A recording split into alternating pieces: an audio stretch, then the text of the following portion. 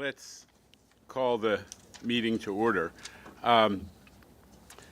We're having an exceptional, what we call a super committee. It is a combination of all the committees, and there's a reason, which is that there's a topic that we want to make sure we get into in detail, which is fair collection and fair evasion. And it cuts across all of our committees. So today, we're having a joint meeting of all the major committees: New York City Transit, Railroads, Bridges and Tunnels, and the Capital Committee, to talk about fair collection and fair evasion. So with that opening, let me turn it over to the moderators, Mr. Booter, I see, Mr. Flynn, to conduct the public comment period. Good morning. We have 17 members of the public registered to speak today. As a reminder, we ask that all public speakers adhere to the MTA's rules of conduct and decorum. I would also like to remind our public speakers that in the interest of time and fairness to all speakers, we limit everyone to 2 minutes. Please be aware that there will be a warning beep to remind you have 30 seconds to conclude your remarks.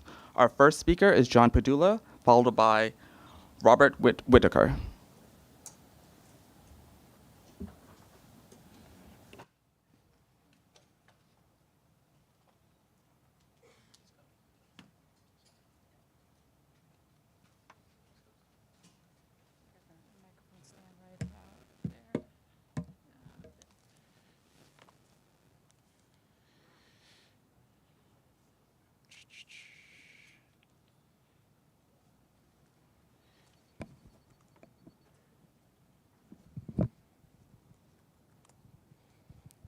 All right. Good morning, folks. My name is John Padula. I'm a supervisor with Educational Vision Services from New York City Public Schools.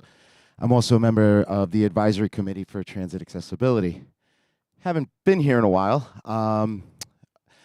but my platform, my agenda is always the same. I just want to make sure everybody knows I am here representing New York City Public School children that have disabilities, not just blindness, but a range of disabilities. And you've probably heard me say it 1,000 times, to mitigate disability, we need real choices and equitable access. And there's just 2 aspects of paratransit that I want to focus on quickly. Taxi authorizations, a great resource, a great way to mitigate disability and give people real choices. Borough lines are an artificial barrier. There's got to be a way to do an intra-borough taxi authorization. That being said, that department definitely needs more resources. They've been doing great, but the lead time to get reimbursement is hitting 12 to 14 weeks, and I think 4 to 6 weeks is standard for any sort of turnaround in business. But once we start approaching 3 or 4 months, I think they're drowning in receipts, and I think they need more resources to help that do a great job that they continue doing a great job that they've been doing. Finally, a lot of you privately have heard me say that oversight with eligibility and a lot of aspects of paratransit is vital, because it's an expensive service, but it's a vital service, and we have to be diligent and responsible with those resources. I am concerned, though. I have a 12-year-old boy who's legally blind that was refused reauthorization of Access-a-Ride, and I'm not sure who was conducting that assessment, and I'm not sure what happened there, but clearly there was a disconnect. He's registered as legally blind with New York State, and they got it wrong, and we need to make it right. Again, 12-year-old, totally blind. I don't know how he was refused eligibility, but I'd like to have that conversation. Thank you, guys. Have a great day. The next speaker is Robert Whitaker, followed by Mark Sacamagno.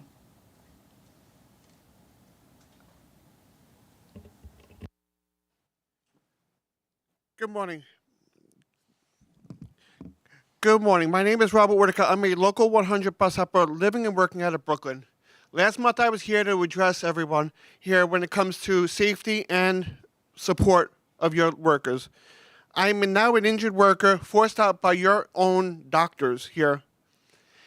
It would be nice if you guys would not lie on workers' current documents that my caseworker has done numerous times on C11 reports here.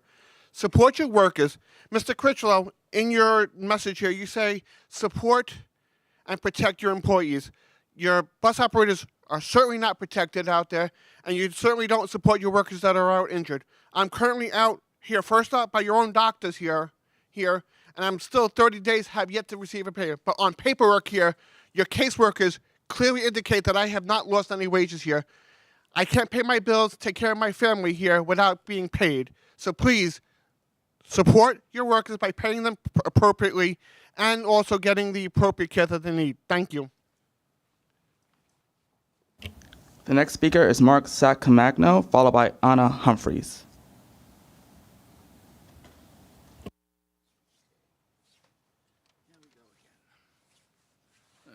Good morning. My name is Mark Sacamagno, and I'm a bus operator from the Elmo Park Depot in Brooklyn. On July 8th of last year, I was hurt on the job inside the depot. I fractured 2 bones in my right foot. I was taken from the depot by ambulance and spent a week in a hospital and 5 weeks in a rehab facility. Since that time up until now, I haven't been paid at all by transit. I took the case to the court and won in November. I was supposed to receive my payment and medical treatment, but instead the lawyers from transit went and appealed the case. The case has been sitting in the Court of Appeal since December, with a backlog of 6 to 8 months, maybe more. I have no family to help me. I am in jeopardy of being evicted from my home because I can't pay my rent. My lights may also be turned off, and to top that, today, my phone was turned off. This is the 4th time I am speaking in front of you guys, and nothing has been done. Transit has ruined my life. The treatment I am getting from you is inhumane. You people don't worry about us, especially when we are hurt on the job. You treat us like a piece of trash thrown out to rot. As my employer, when I get hurt on the job, you are supposed to provide me medical treatment so I could get better and come back to work. Also, you're supposed to give me my pay. Neither of this has been done. You heard my story here before, but instead of somebody coming to me and seeing if there is anything they could do to help me, nobody does anything. You just let everything go over your heads. You know, try to have a heart. Somebody come up and try to help me. I sit at home and I'm stressed out. Nothing's being done for me. Thank you for your time. The next speaker is Anna Humphrey, followed by Iris Kelly.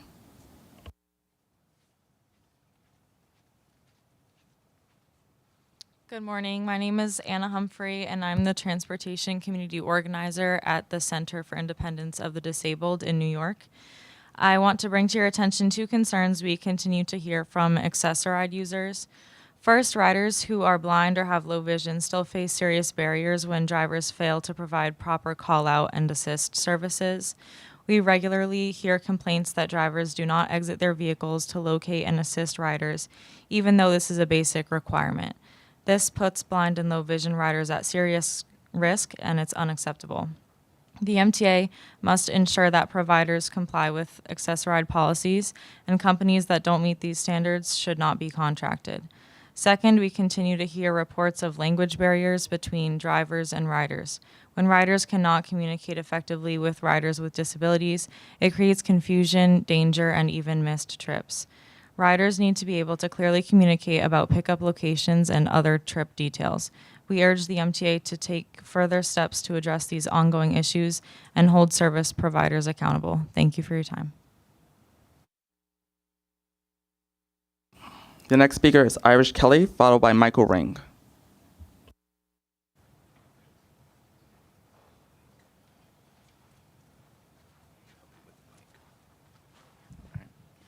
Thank you.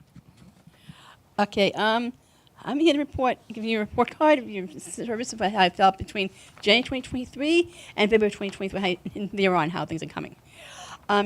January, you had an A+. Many things you did right for Brooklyn, which is great. We had our own trains going into Long Island. We had that change every time. We had a digital sign. We'd be able to see this. And then the connections between tracks 2 and 3, which was great. Always good connections. But things changed. After that, in February 2023, it all went down. No digital sign for us to be able to see it. It's all sky high. You can't even read it for people visually impaired and short people. The trains can't go into Brooklyn from Manhattan, Long Island. We had to switch every time to Jamaica. And then coming home to get those connections, had to go from track 2 to track 12, which takes time to get across. Now, in the weeknight, there's one at 10:04 coming from Long Island, the Penn Station train, The Brooklyn train going out is 10:04, and that's not right. That should be lined up together. I don't care if it's tracks 2 and 3 or which way you want to set it up, but we can be able to make our connection both ways. If not, at least make the 10:04 to 10:10. This way, at least be able to have time to get over to get our connection on track 12. And I mean, this is getting ridiculous. You shouldn't be treating people like this in Brooklyn. We have equally just as important as your people over in Manhattan. That's got to stop. Thank you. The next speaker is Michael Ring, followed by Alita Dupree. Good morning. My name is Michael Ring. For anyone who needs a verbal description of my appearance, I'm a 61-year-old white guy wearing a hoodie. My hat says Disabled in Action. That's the organization I'm representing today. I'm also chair of the Accessible Transit Advisory Committee. I didn't know what I was going to talk about today, but I sat through the previous committee meeting, and I heard a lot of talk about policing and security and cameras. And it really made me feel jealous because I came here to talk about elevators. And there's so many cameras, so many police, and I feel very safe on the subway. And this is a cycle between fear-mongering and feeling of safety and what we need to do. And maybe if some of that effort was put into maintaining the elevators, because that's what we were outside posting about today, that the elevators aren't maintained. 43 of them are out today. No one's really sure which ones. People who need an elevator to get on the subway aren't going on the subway. There's a few exceptions, but you can't get, if you have a job in the city and you live in Brooklyn and you use a wheelchair or you need an elevator, you're not taking the subway. You're leaving a unproductive, isolated life because this transit system is not accessible to people who use wheelchairs. I always think like the gold standard, what you should be shooting for is like this building. Everybody took the elevator to get here. One or two of those elevators might be broken. We wouldn't even know because there's so many and they work. Big cities rely on elevators for people to work in big buildings. It's an old system, it's a lot of work, but we really need to get more elevators in and get them to work. Where the fact that we're not getting a settlement in our lawsuit means that there's more elevator insecurity, so people are staying home instead of going to work. And thank you. The next speaker is Alita Dupree, followed by August Holt.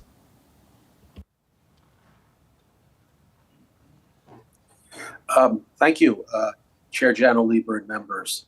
Alita Dupree for the record. She and her with Team Folds brought you some Grand Central Terminal today. I got to celebrate my most recent birthday at the Oyster Bar at my last visit to New York just last month. This is a big meeting, and thank you for bringing it forth as a joint meeting. And I'm going to talk about fair payment. That's really what the agenda shows. And fair payment is very, very important and dear to me, especially in my time in New York of using the subway frequently and taking advantage of all the benefits that come from using OMNY on my phone, including reduced fare embedded in my phone. So thank you for that. I have been monitoring and looking toward what we will do with next generation fare payment on our commuter rails. And yes, I do use train time. I like train time. It works for me. I've never had a problem with it, but not everybody has a phone. If you do have a phone, you should use train time.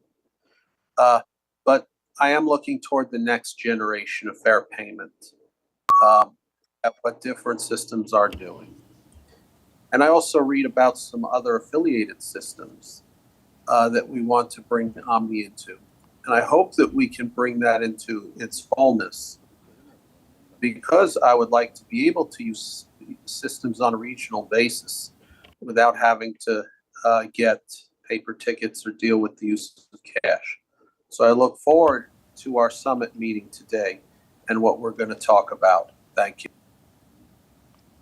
The next speaker is August Holt, followed by David Kuffenberg. Good morning. My name is August Hoyt, and I'm representing Transportation Alternatives Youth Actives Committee. I live in Prospect Efforts Gardens and attend Bard High School Early College, Manhattan. As a result of my time using the Student Omni program and watching my peers use the program, I strongly believe that it needs to be expanded and made more accessible and equal. The switch from Metro cards to Omni cards has been a huge improvement for students' transportation, but much can still be done to improvement, as right now, the system of tracking students' Omni cards is unjust and unequal, with virtually no information given as to the restrictions of Omni cards and why they are being shut down. All that I and my peers were told is that we were being given more rides on our new tap cards at the start of the year. Yet as our cards were being shut down, faculty were telling us that all of a sudden, they could only be used for trips between home and school. There are also plenty of ways for students to follow these unclear rules about only usage between home and school being permitted, but still have their Omni cards deactivated. One of my peers told me that his card was deactivated 4 times throughout the year as a result of him having divorced parents and having to commute to 2 different homes, as well as for using it to travel to school-related extracurriculars, such as school sports. He's now told that if his card is shut down again, the school will have no more replacement cards and he'll have to pay out of pocket for the rest of the year. Both of these uses should fall within the boundaries of what the Omni cards are allowed to be used for, according to what school faculty has told me, yet they still result in card deactivations, and in this case, students either paying out of pocket or being unawares of the rules surrounding the cards because they were never told them, or using them for school-related purposes, which still result in card shutdowns due to their own specific needs when it comes to getting to school-related activities. Students who live too close to school to receive an Omni card, and students who have reached their full-ride cap are also unfairly hurt by the current system. While students whose primary address is less than a half mile from school may not always be taking public transit to school, however, they may need to commute to different homes besides the one listed at their primary address. Thank you for your comment. The next speaker is David Kupferberg, followed by Jesse Figueroa.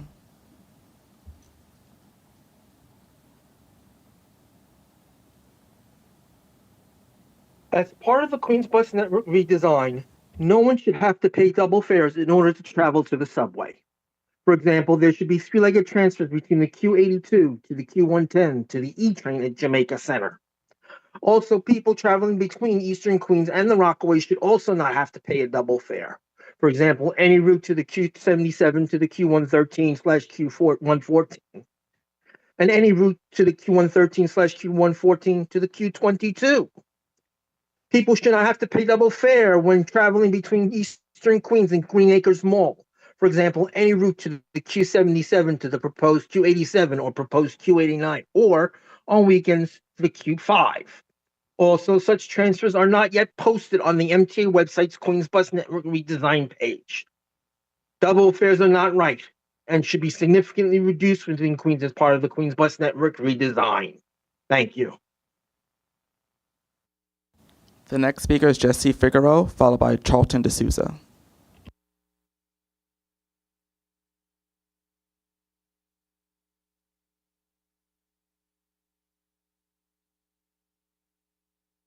I miss you all so much. For those of you who do not know me, I am Jesse Figueroa, U.S. Army veteran and former member of the LIRR 88 Task Force. I'm currently serving the VA New York Harbor healthcare system since November 2024 as ambassador, 8 to 4, Monday through Friday.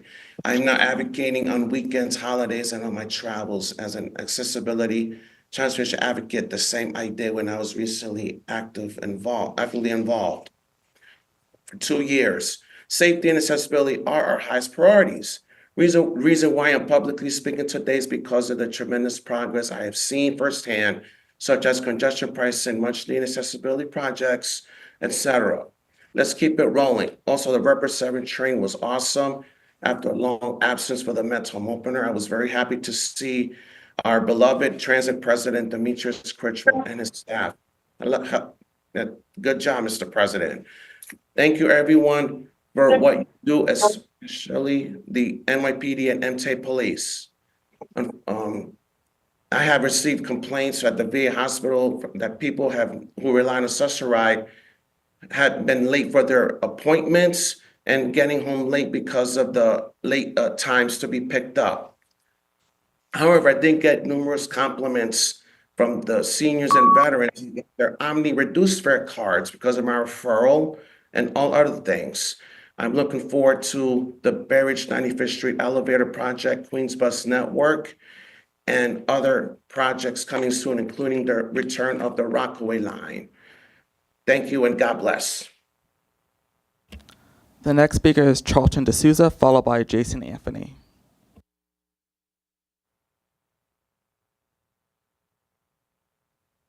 Good morning, everyone. My name is Charlton D'Souza. I'm the president of Passengers United. So today's meeting is talking about fare evasion. Well, guess what? For the Queens bus redesign, you guys promised that additional bus transfers would be provided and that information would be on the website. It's not on the website. It's in none of your materials. So we're giving you guys 1 week to get this together. And we are also putting a report of our own of free transfers that should be provided. But what I think the MTA needs to do is bring back the 1-day unlimited OMNY card. They should have that and fix the MetroCard vending machines at all the stations. It's so hard now to even buy a MetroCard. And a lot of people in Southeast Queens use Nassau Intercounty Express, the same thing for Beeline buses in the Bronx. So any of those subway stations that intersect with those bus routes should have more than 1 or 2 MetroCard vending machines. And the check cashing places, many of them do not have 30-day unlimiteds or 7-day unlimiteds. So you guys need to provide more of that there. And the other issue is, in terms of the transfer policies, there are many people who have told me that people with disabilities, some people will require more buses now because bus stops have been eliminated. Like, for instance, the Q88 bus through Horace Harding over there by Leaf Rock City, they don't have any bus service over there overnight. And that is a major flaw in the Queens bus redesign that has to be dealt with immediately. So we need the Q88 bus to run all night so that those people in those poor communities have bus service. And so, yep, we'll be following up with you guys. We want to have a meeting. But again, the reason why fare evasion is out of control because all the machines are broken, including the new OMNY machines. Thank you. The next speaker is Jason Anthony, followed by Christopher Greif. Good morning once again. Jason Anthony, the Transit Guru. Today I was supposed to be at work in Amazon in Staten Island, but due to the most recent incidents that I had to deal with this past weekend, I had to be here instead. Let's start off with some fact checks. The previous speaker mentioned about bus stops in Queens. That's a New York City DOT issue, not an MTA issue. And speaking of Queens, I have been into Southeast Queens. For example, Jamaica Center, Sunset Boulevard, Archer Avenue, JFK Airport, Jamaica 179th Street. The machines are working.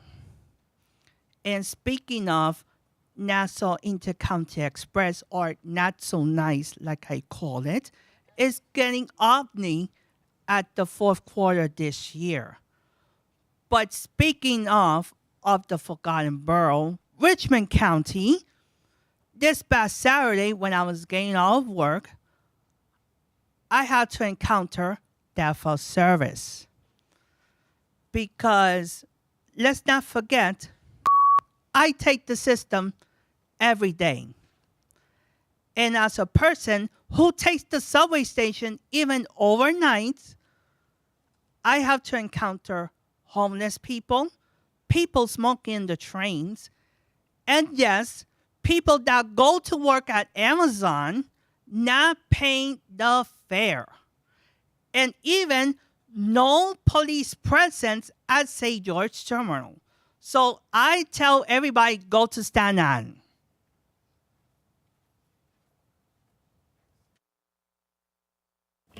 The next speaker is Christopher Greif, followed by Gene Ryan. Good morning, everyone. Christopher D. Greif, and do want to say Happy Autistic Awareness Month. As you know, as my other advocate colleagues have been saying, Safety is very important. And, you know, it's nice to see at nights, I see NYPD on the trains. And if I have to travel at night, it's glad to see them there on the trains. But you know what?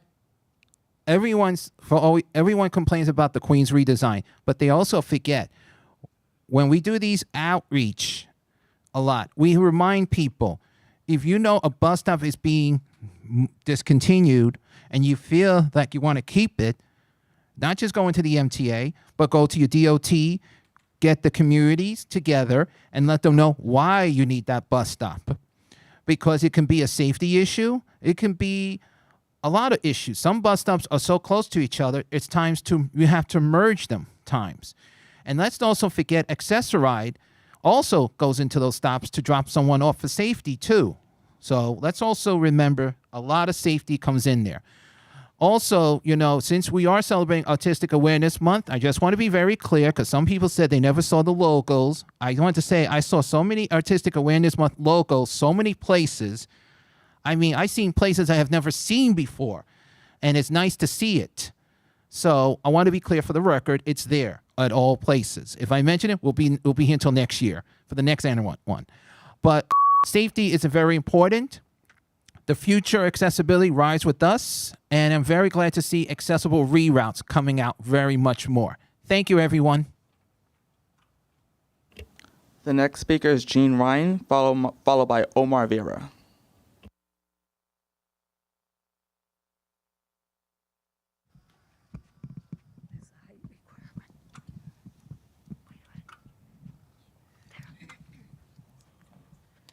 Hi, excuse me.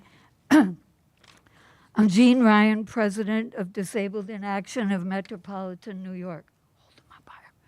The express bus design needs to be redesigned without a lift to a low-floor ramp style where everyone goes in the same door and non-disabled people go up a few steps to the higher level.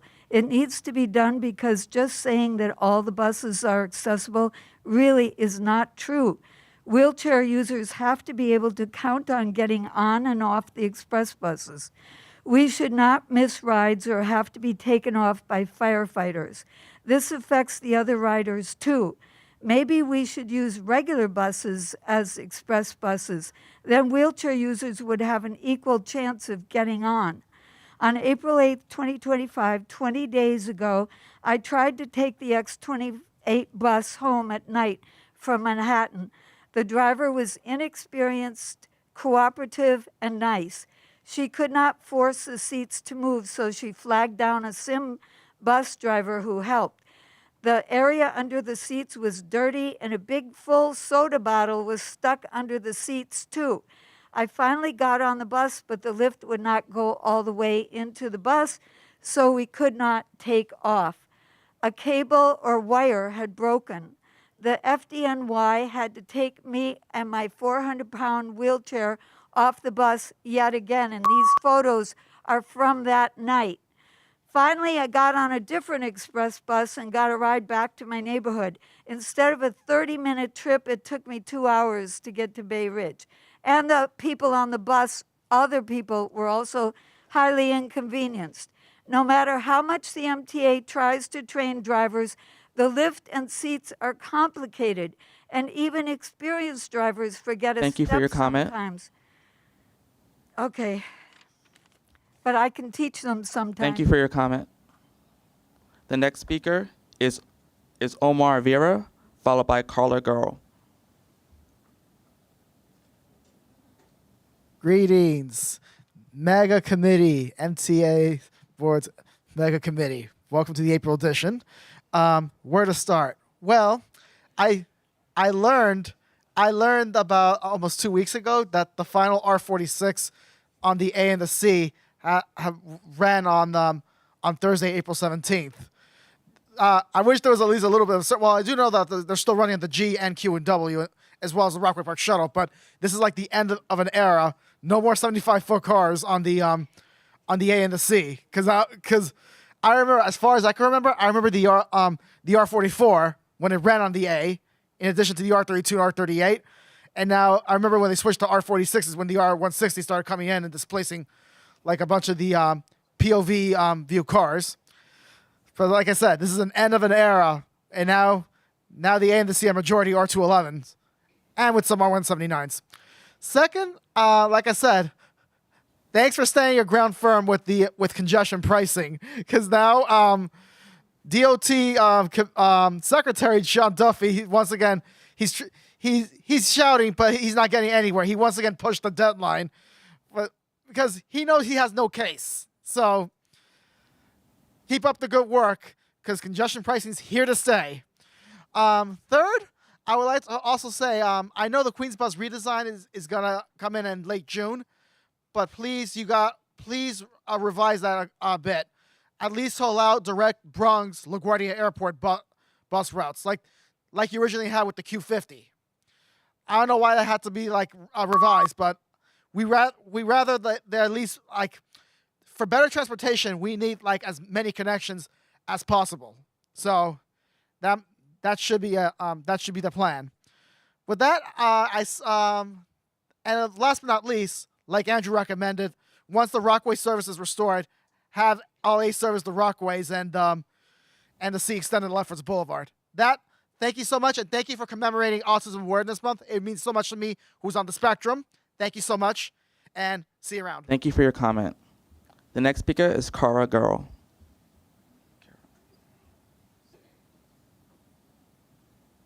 Good morning. I'm Kara Girl, Planning and Advocacy Manager at the Permanent Citizens Advisory Committee to the MTA, PCAC.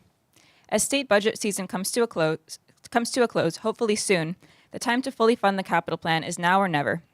Whether it's through expanding the payroll mobility tax, reinstating the stock transfer tax, instituting a package tax, or another combination of the dozens of funding options we evaluated in our report called Take Your Pick, riders deserve investment. We encourage Albany to choose funding options that don't disproportionately burden low-income New Yorkers or New York City, because transit supports our entire region and state. Riders can't afford to see our capital plan cut or rejected again, especially when the bulk of this plan is essential state-of-good repair work, accessibility upgrades, and signal revamps. PCAC also strongly rejects USDOT's ongoing attempts to kill congestion pricing. Every month, the benefits have become more and more clear, and the worst-case scenarios that opponents like Sean Duffy continue to fearmonger still haven't materialized. In fact, quite the opposite. We fully support the MTA's lawsuit against the administration's feckless attempts to bring back traffic and congestion, this time by threatening to pull even more funding. The feds should put down their swords and learn to upload the correct documents next time. Lastly, with the economy and affordability issues front and center for New Yorkers, now is the time to expand fare discounts. PCAC's Rider First Fare agenda lays out 5 common-sense ways to make sure that all New Yorkers can afford transit. First, expand fare fares to 200% of the federal poverty level, and second, to the railroads within New York City. Ensure that seniors and disabled riders can use their discount on the railroads during the morning peak. Create a family fare that includes 12 to 17-year-olds who are currently forced to pay the full adult fare, and create a weekly city ticket with transfers to subways and buses within New York City. As we continue the transition to OMNY, investing in transit affordability will pay off in the long term by encouraging more riders to get on board. Thank you. Thank you. That concludes the public comment session for today. Okay, thank you to our public comment speakers. Even when it's controversial, we do appreciate, especially those who regularly come to voice their points of view. And as I said to Gene Ryan this morning, even when we disagree, you're part of the MTA family, and we do appreciate the effort that you take to share your thoughts. We're going to jump right into the presentation on fare collection and fare evasion. I'm going to go fully around the horn, starting with John McCarthy, Chief of Policy and External Affairs. Thanks, Chair, and super exciting to be at the grown-up table. Thanks for having me.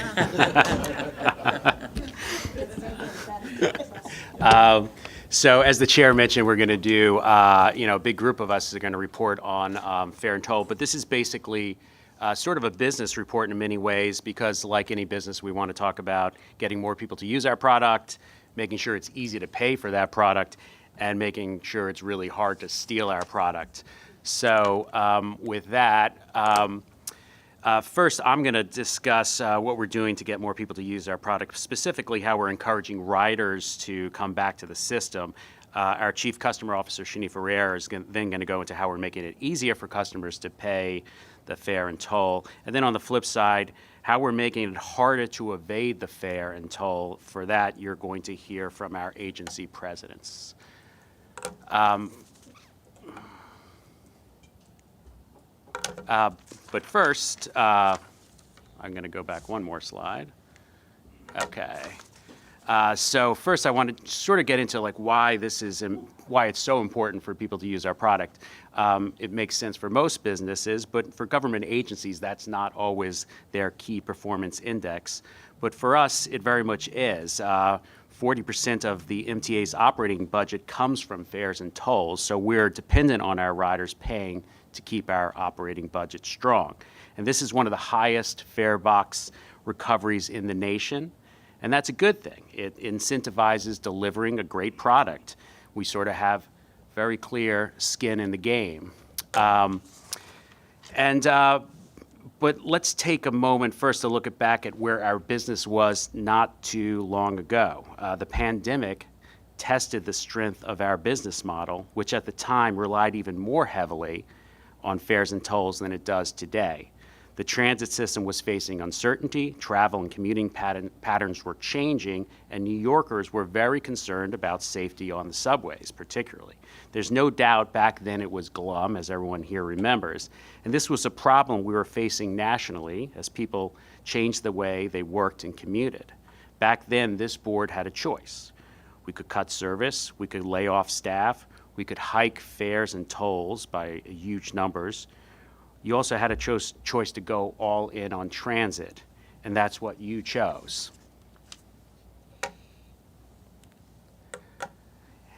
And so by going all in on transit, so much that we went so all in on transit that we're running more subways, buses, and commuter trains than we were before the pandemic. Here's just a sampling before you of the improvements we've made in just the last 3 years. More off-peak service on 12 subway lines, thanks to the $35 million investment from Governor Hochul and the state legislature. Last week, we announced quicker trips are coming this summer to local bus routes throughout the city.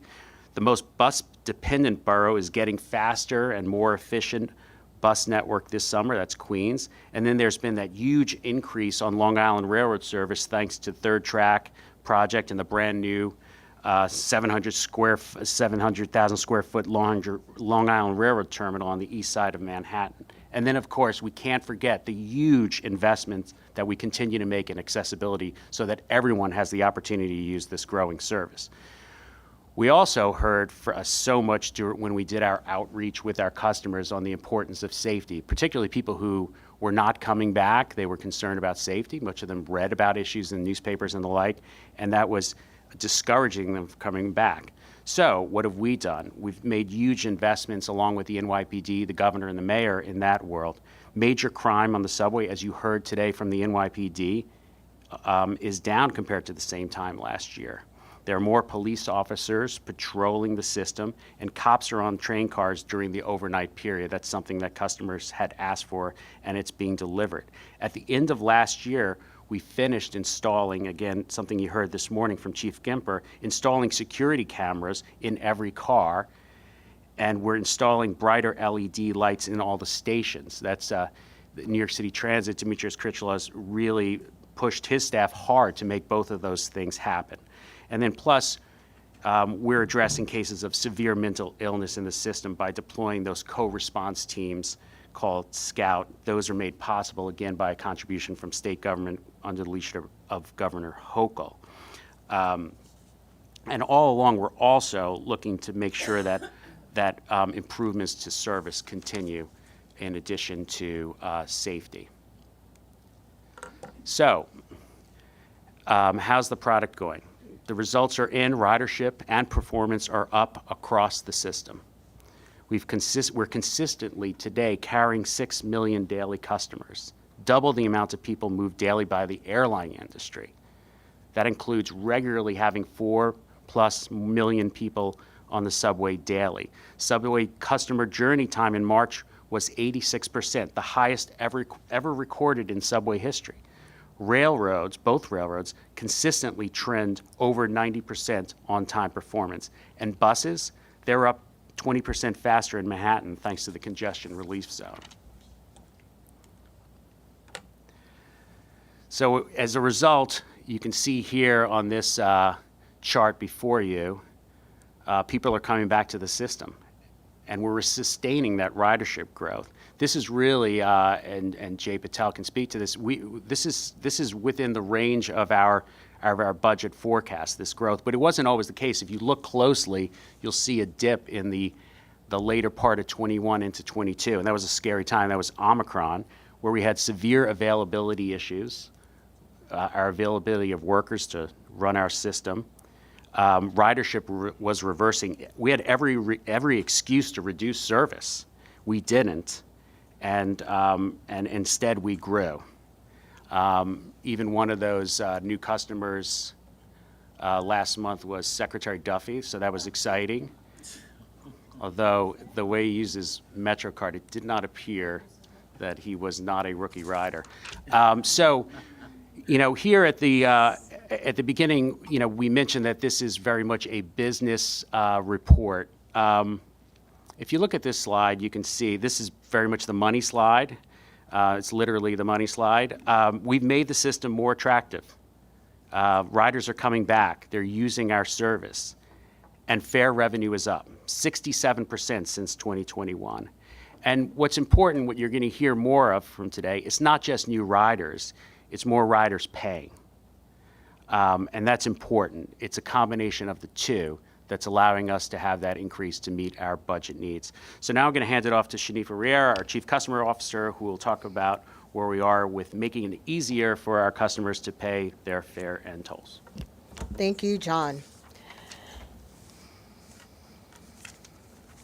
So while improvement in service and safety are critical to winning back riders, we've also made it so much more convenient and easy for customers to pay their fares and tolls. I want to take a moment to remind everyone how much more convenient it is to tap and go. You're no longer required to carry an extra card. It is all contained in your credit card, in your watch, on your phone. But for those who have an affinity to a physical card, it is still available for you. You no longer need to go to a vending machine or calculate how much money you need to add. And if you have a physical card, you can refill it online or set up an automatic reload so that whenever you're ready to tap and navigate the system, it's ready for you. And you'll never need to pay more than 12 trips a week, giving customers a more financial flexibility opportunity. Since Tap and Go, I have to say, I don't miss the days of swiping 2 or 3 times before entering a turnstile. And for me, it's less stressful than watching a Knicks game.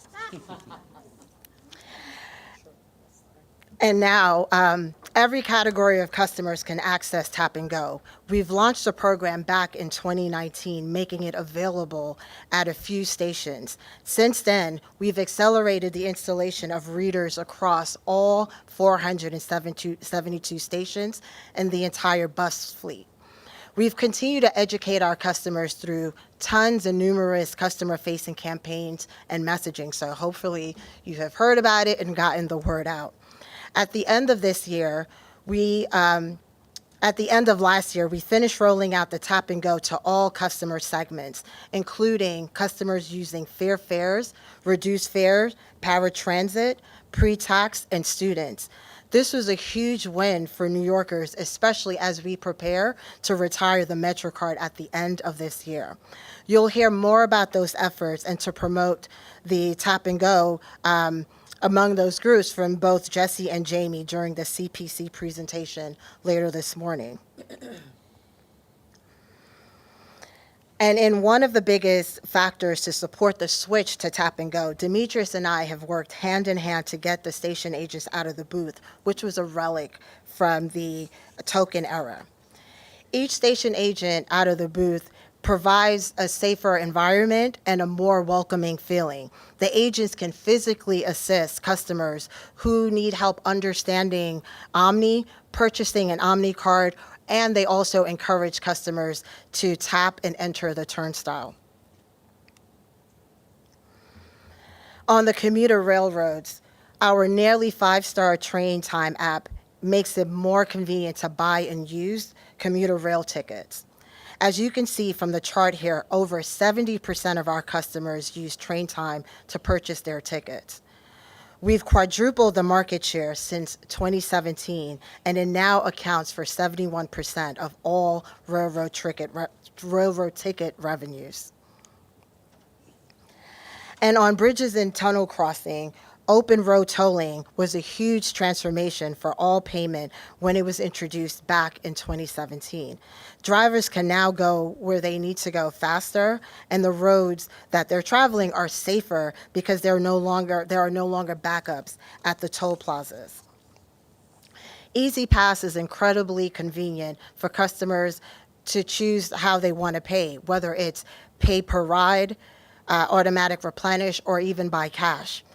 And in partnership with the Port Authority and the New York Thruway, we've just unveiled a brand new Easy Pass website and a toll NY app, making it easy for our customers to view their accounts and pay their tolls.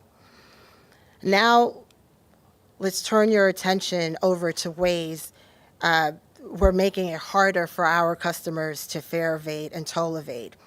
As John mentioned earlier, each of the agency presidents will present on initiatives they've undertaken to tackle this issue and progress they've made on each front. I'll first pass it to Demetrius, who will walk through the initiatives underway on buses and subways. Thank you, Shanifa.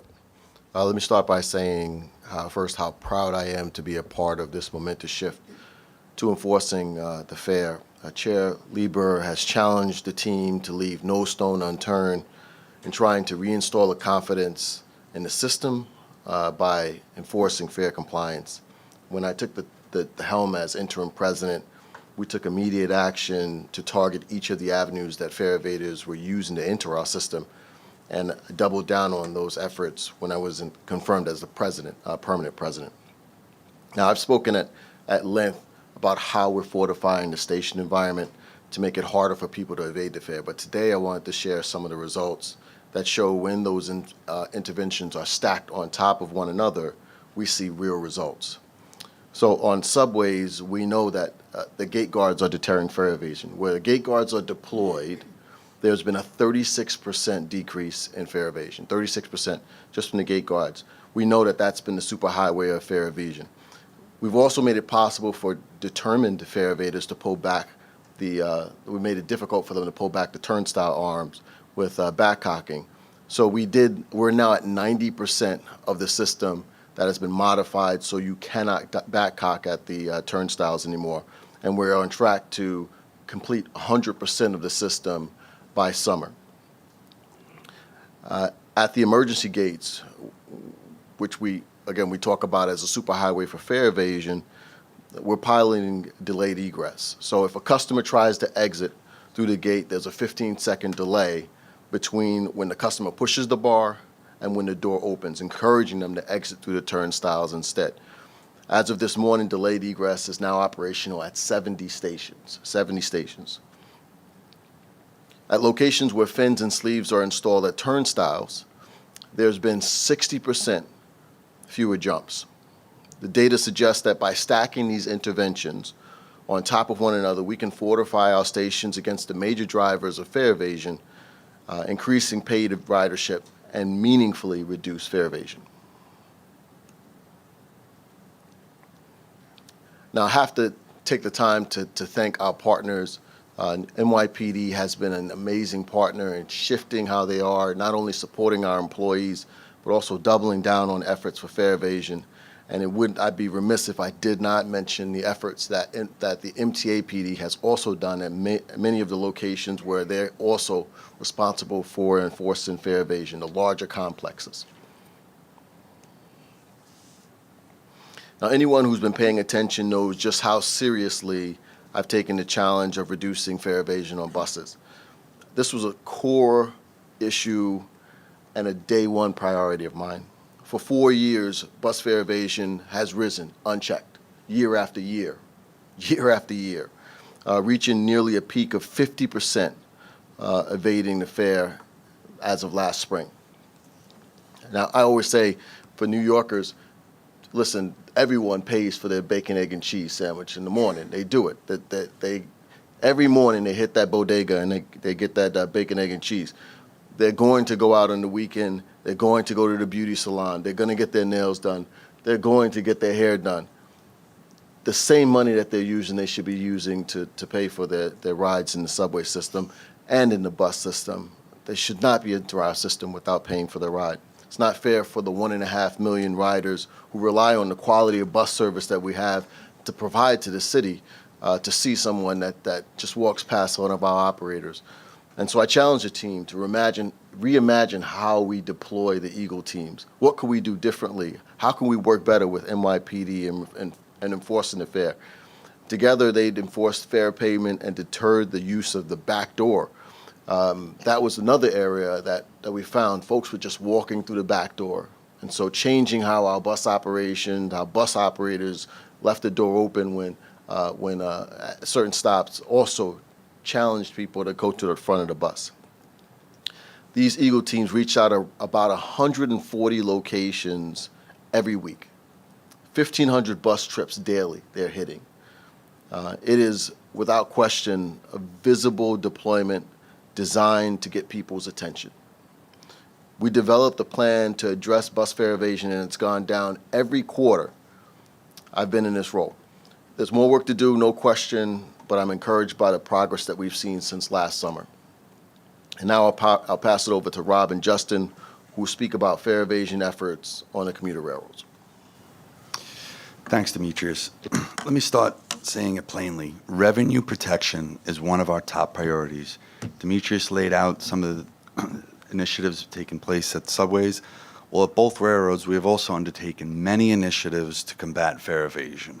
One particular area of significant focus is ticket collection and making it more efficient for both our customers and our onboard staff. One of the initiatives encourages customers to have their tickets purchased and ready for inspection before they board trains through various means of communication, such as onboard announcements, station announcements, and digital signage throughout our systems. We have also instituted pre-boarding ticket validation programs, which are in addition to our event programs at certain locations. And the response has been positive, both from a revenue collection perspective and from our customers, who appreciate our efforts to address fare evasion, particularly those that pay every single day and see others that are trying to evade paying fares.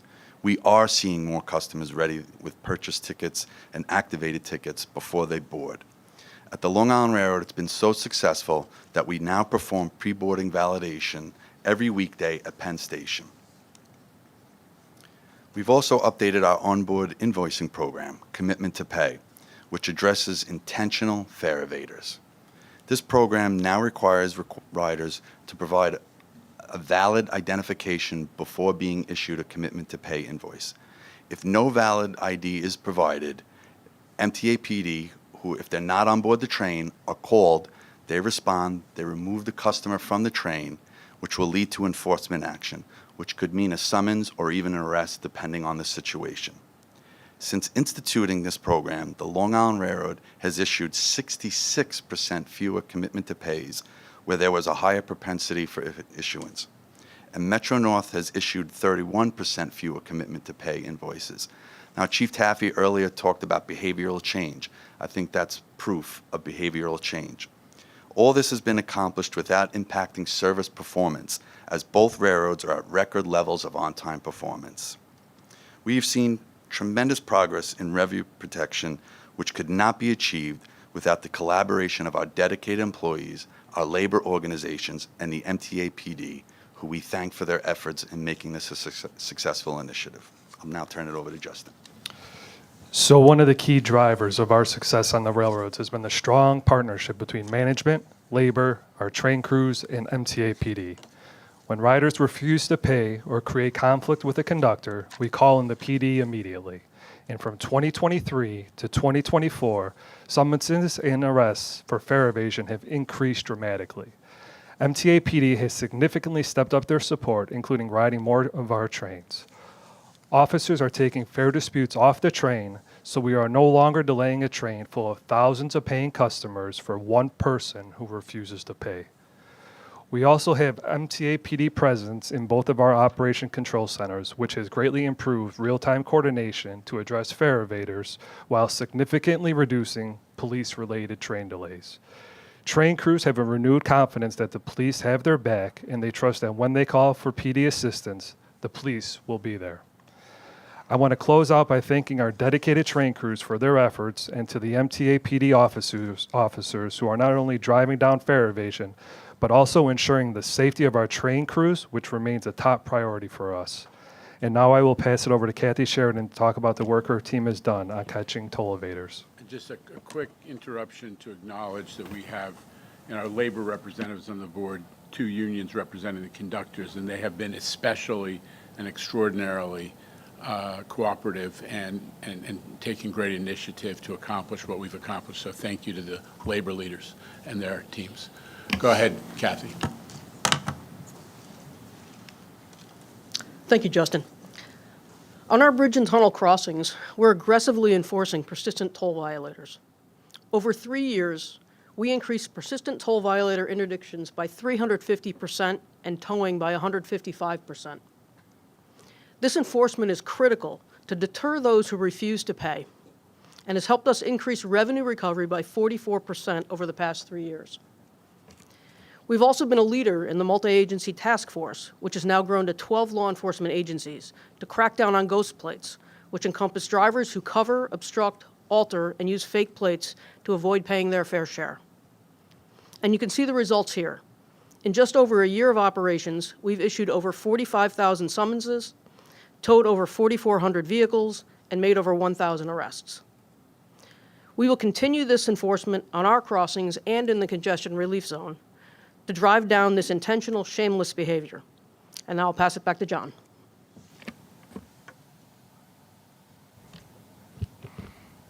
Thanks, Kathy.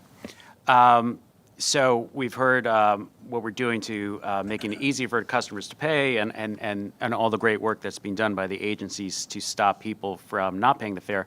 One of the things that we're going to continue to believe and work on is that there needs to be real consequences for theft of service when it comes to fare evasion.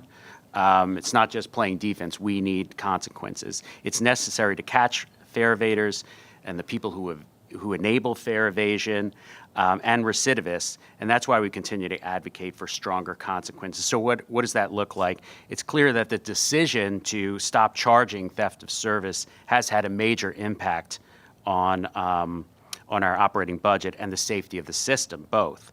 We're continuing to work hand in hand with law enforcement to ensure there are consequences for fare evasion, and that effort will not stop. The second thing you heard earlier today from our criminal justice advocate, Katie Velasca, she's working closely with the DAs to make sure that crimes committed in the transit system are prosecuted to the fullest extent of the law, especially when they're committed in connection with other crimes. Third thing that we want to point out is Police Commissioner Tisch has sustained a strong police presence, particularly in trains and in stations, as I mentioned before, where crimes are likely to occur. She's also recently announced a program that involves quality of life initiatives, which is being expanded into the subway system. This is really focusing on the sort of things that cause our customers to believe that someone may be capable of doing worse things on that subway system. This is like someone smoking, feet up, just aggressive panhandling and the like. We're also remain very focused on service in addition to this, getting back to the point of this being a business that we want people to come back to.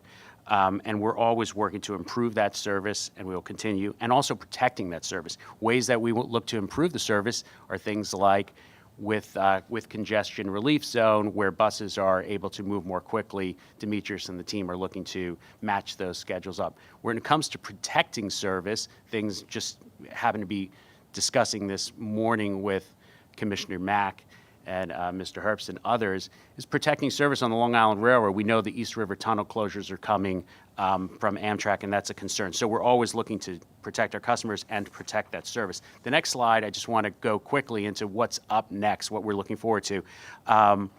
We'll have full tap and go by the end of the year, once the final card vending machines are installed in stations. Another exciting thing is proof of payment is coming to buses in 2026. So how does that work? Eagle teams will come onto the buses and they'll be able to scan a person's card to validate fare payment. That, makes a lot of sense. It's going to be a huge new tool in toolbox and possibly expand it into our other systems as well down the road. Railroad ticketing policies will continue to be refreshed. More to come on that later in the year. But the point is, most of our customers on the railroads pay.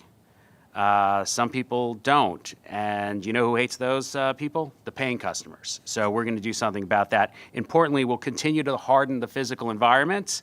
Full backcocking modifications, expanding on what Demetrius has been working on, complete by this summer. More delayed egress. And the big thing is modern fare gates at 20 stations this year. That was announced by Governor Hochul during her State of the State at the beginning of this year. And so for that, I'll hand it over to Jamie to close out. Thank you.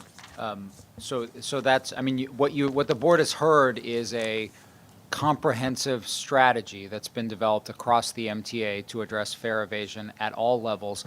And clearly what we've been talking about is enforcement is the most important thing in the near term, along with some incremental physical changes that can be made to the system in the near term. In the long term, there's a big capital physical transformation aspect of this, and that is bringing modern fare gates into the subway system. So we've set aside $1.1 billion in the 2025 to 2029 capital plan, which we're hoping will be approved any moment now and fully funded, to roll out modern fare gates at 150 subway stations across the system during that 5-year period.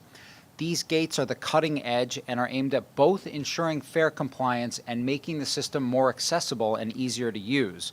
We're already in a procurement for gate technology. We've shortlisted 4 vendors. You see examples of their technology here on the slide. They'll deploy their gates in our system on a test basis at those 20 stations this year. Their technology has been demonstrated in other systems, and while it may look familiar to some, it involves major technology upgrades in all cases. We are getting the absolute cutting-edge technology within our system. These gates all have a set of baseline characteristics. They have both wide-aisle gates to replace the emergency gates and standard gates that replace the turnstiles. They generally use paddles that open and close and are very difficult to force open, hold open, or climb over. They use the most modern sensor, object detection, and machine learning technology to open and close only for fare-paying passengers. And to enable that, we'll have what we call a back end that will allow us to work on getting all the settings right and monitoring to strike the balance between accessibility and preventing fare evasion. Beyond enforcing the fare, we all know that they also make it easier for people with mobility devices and people with luggage or strollers to enter and exit the system. We expect to start seeing this equipment within the system later this year, and you can see a sampling here of some of the technologies and some of the station locations where we intend to deploy them. With that, Chair, I think that concludes our presentation, and back over to you. So I guess that, a lot of this is old news to the board members. But there is a misapprehension out there that because you see fare evasion taking place that folks don't care about it. Let me just remind everybody, when this group came together in early 22, after I got confirmed, we started the Blue Ribbon panel on fare evasion. So we brought together experts from a lot of different walks of life to come up with a pretty detailed plan, and we've been executing it. And we've taken these physical intervention measures, the measures that we can take within the capacity of the existing infrastructure, in tandem with working with our partners for increased enforcement, paying a ton of money for those gate guards, although the ROI is there, and that's what Demetrius is always looking at, that we make sure that the reduction in fare evasion actually means it's a net positive investment. But so we've taken on a range of different issues to attack fare evasion while at the same time doing what's necessary to make sure that fare evasion is never if we can help it, a crime of poverty, which is a principal issue for all of us. And that's why we've been such ardent advocates for the Fair Fares program and increasing eligibility and enrollment. We are the most active party doing enrollment in Fair Fares, even though it's a city program. So bottom line is, it's worked. Fare evasion on the subway system is down 30% since last year. Bus fare evasion, for the first time in some time, has been turned around under Demetrius's leadership. And I went out to the Bronx a couple weeks ago with Demetrius to see some of that work, but it's happening all over the city, as he said, with 1,500 bus trips a day, right? So we're determined to turn this around even before the additional modern fare gates get done. It is as I said from day one, fare evasion is an existential issue for the New York, not just because of the money, although it is huge impact, but also because it goes fundamentally the sense of community and morale and fairness. We share public space in New York. It is the defining thing about New York is we are dense and we share public space. When it starts to feel like the public space is a place where everybody's operating by the same rules, the city's not, it starts to fall apart. We just got to be honest about that. So we got to push back. We are pushing back. We are being successful. We got to keep going forward. With that little introduction, I invite board comments and questions. Hayda Mahaltzis. Thank you, Mr. Chair, and thank you, everyone who has played a big part and little part in trying to get fare evasion down to a minimum. Jamie, can you tell me how we picked those 20 stations? Were they the ones that had the most incidences of fare evasion, or you said that they were wider? Like, how did we pick them? It's actually a combination of variables, and you might notice we didn't list 20 stations there No, because I know, you just list, we're right, still exactly. thinking through it.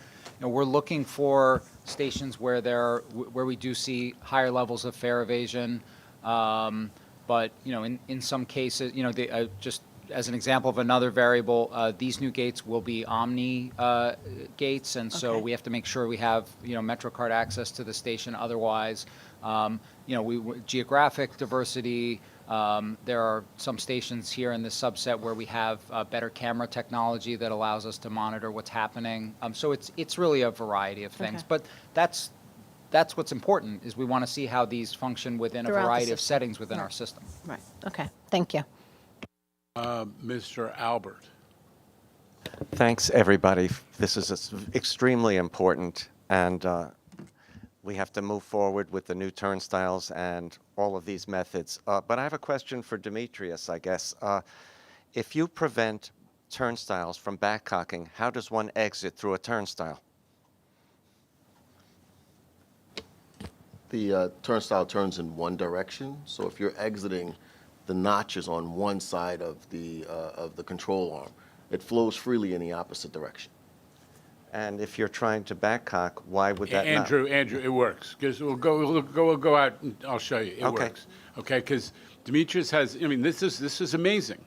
I went into the office, which is the operation in East New York, where they figured out how to adjust the turnstile mechanism so that it would prevent people, make it hard to backcock and slip by. You know, you've seen how it's done. So there was a ton of work. It took months to figure out the technology solution to that with some really complicated tool and die work. But it works. It just, everybody can exit through the turnstile, but they can't backcock and then slip by. That's the way it works. Next question, Ms. Lopez, followed by Mr. Zuckerman and Ms. Soren. Thank you. I do want to thank all of you who have contributed to this presentation. I will clarify that for the folks in Westchester County, OMNY is coming, and we've been working diligently with Jamie and his staff, as well as with Jay and her team, to clarify some misunderstanding with regards to the implementation of OMNY. I know my colleagues at the Department of Public Works and Transportation at the county are working very hard. The contracts are going to be finalized by the end of, actually by the beginning of May at the next Board of Legislators meeting for the county. But I appreciate a lot of the messaging kind of gets lost when we're talking to Westchester Beeline riders who are then transferring to New York City Transit bus and subways. So I do appreciate all of the communication that goes back and forth. Thank you. Zuckerman. Thank you, sir. First off, you mentioned you assembled this team after you were confirmed. This is quite a team. Just the way you coordinate in your conversations, the way you build on each other, it is extraordinary. And I think the reason why the MTA is working so well these days is because of this team you've put together. So congratulations on that. Secondly, on the infrequent occasions when people complain about congestion pricing to me, usually their response is, well, why don't you just get the money from stopping fare evasion? It's a knee-jerk, simplistic response, and I generally say, I think we're doing all we can. I think we're doing the right things to your point about ROI. We're making sure that when we put guards in, it makes sense financially. We don't want to spend more on guards than we do in capturing revenue, but we're doing all we can. And I think when you look at this presentation, I don't know what more you could do. And I'm really happy to hear, John, happy is not the right word. I think it's appropriate to hear that we're doing some validation on buses as well. That's a great thing. But overall, I don't know what my colleagues think, but I think we're doing all we can. I do have a question, and I wonder maybe this is for Jay or Kevin, or maybe this is for Shanifa. Do we have a sense when we look across other systems, what is a natural floor for loss of revenue? I know if you work in retail, for example, they call it shrinkage. I worked at Gristedes when I was in 10th, 11th, and 12th grades. I know once in a while a can of beer would somehow miraculously disappear from a shelf. 2 straws, 3 straws maybe for drinking among us baggage boys, but sorry, Mr. Cat. Anyway, there's a natural, usually it's 2% they talk about in retail for shrinkage and bad debt. Is there a view as to what the natural floor is for the equivalent of shrinkage in a transit system? I'm going to throw it to Jay. I mean, just so we're all aware, recent reports have suggested in Washington, D.C., bus fare evasion is 75% now. That bus fare evasion nationally has exploded. It's no question. We are, we're part of that bigger process, but the difference is here we've started to push it back. Jay. Thank you, Chair. So I don't think we have a floor identified across all transit agencies. One thing I will say, at the MTA, when you look at the railroads, subways, we are one of the highest, if not the highest, fare box recovery ratio amongst all transit agencies, right? And so what that means is our fare box covers, upwards of 35% of our operating costs for each of those agencies. So I think in the area and in the system, we're doing well. It's hard to identify floors because not all agencies actually calculate fare box recovery or fare evasion to the extent that we do. We're one of the leaders in fare evasion calculations. Okay, but the point is well taken, which is what we have to look at the benchmarks there to get a sense of what our ultimate goal is. We want to be at that bottom floor. Anybody else? Ms. Soren, and then Mr. Glucksman. Simple question, and this one's to Jamie. On the short list that you put for the pilot projects, can you tell me how many Bronx sites we're looking at? I don't have the slide in front of me, but as I said, we haven't finalized the whole list. So, I'm not gonna. There's none on the list, Okay, which is why I'm asking. So on this list, there are none, but we of course, we need to, the Bronx will certainly get its share of modern fare gates. No question about that.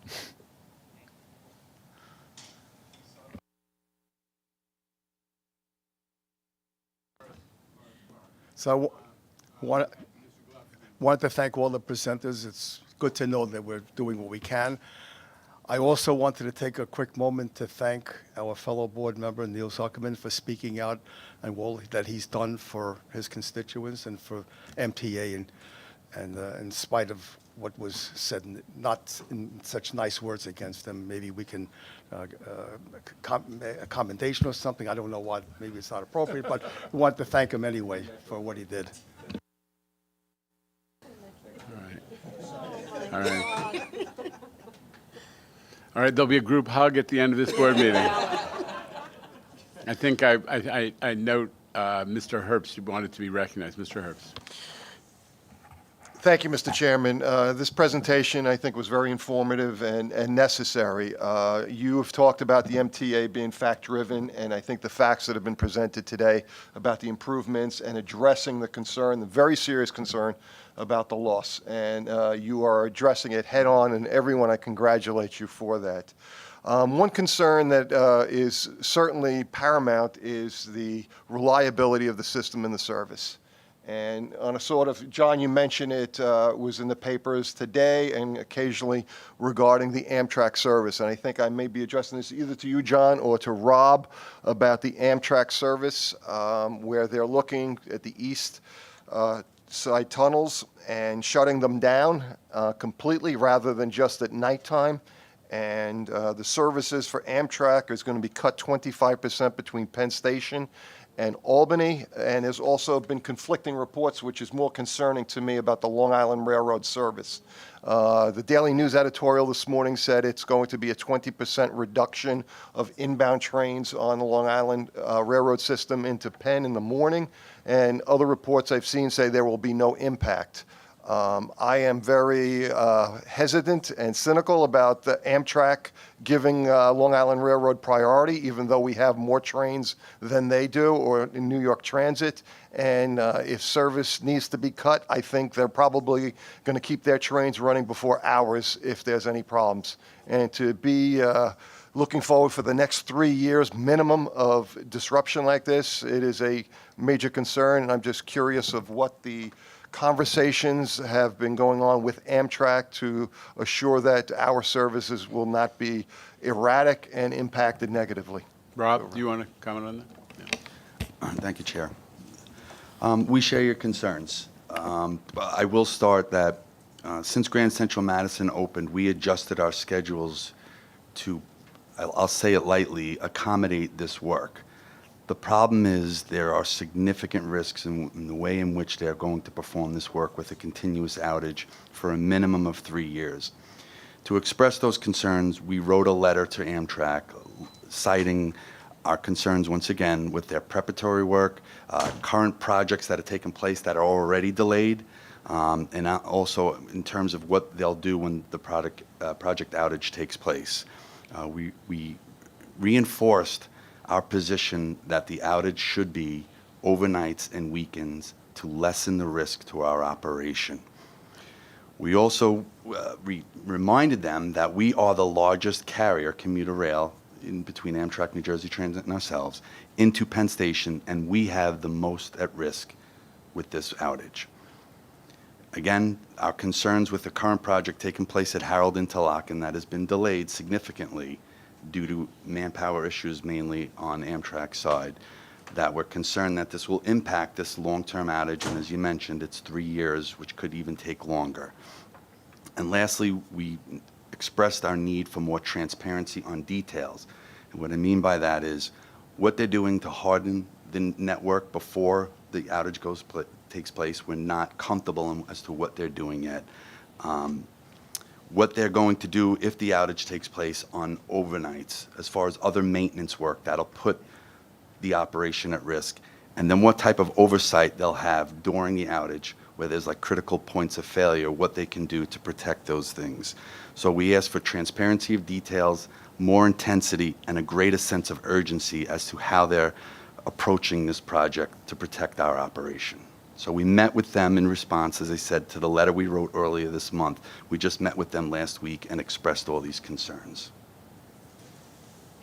I mean, just for clarity's sake, I mean, there are 2 of the 4 East River tunnels are Amtrak's in effect as operational. The ones that we use principally have been put in shape. these are the, right, Rob? These are the two Amtrak, the two tunnels that Amtrak more or less alone operates, predominantly are serving Amtrak. And they've been waiting, this work has been scheduled or coming since Superstorm Sandy, which was 2012.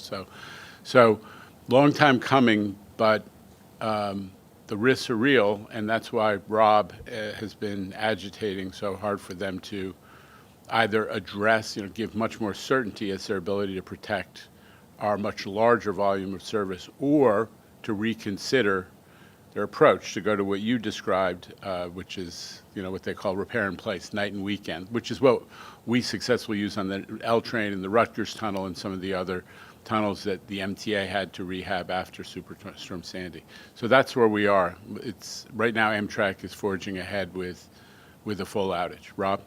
I just want to add one more thing. As I said, we reduced service already. We've been pushing back firmly that we do not want to reduce service even more than that.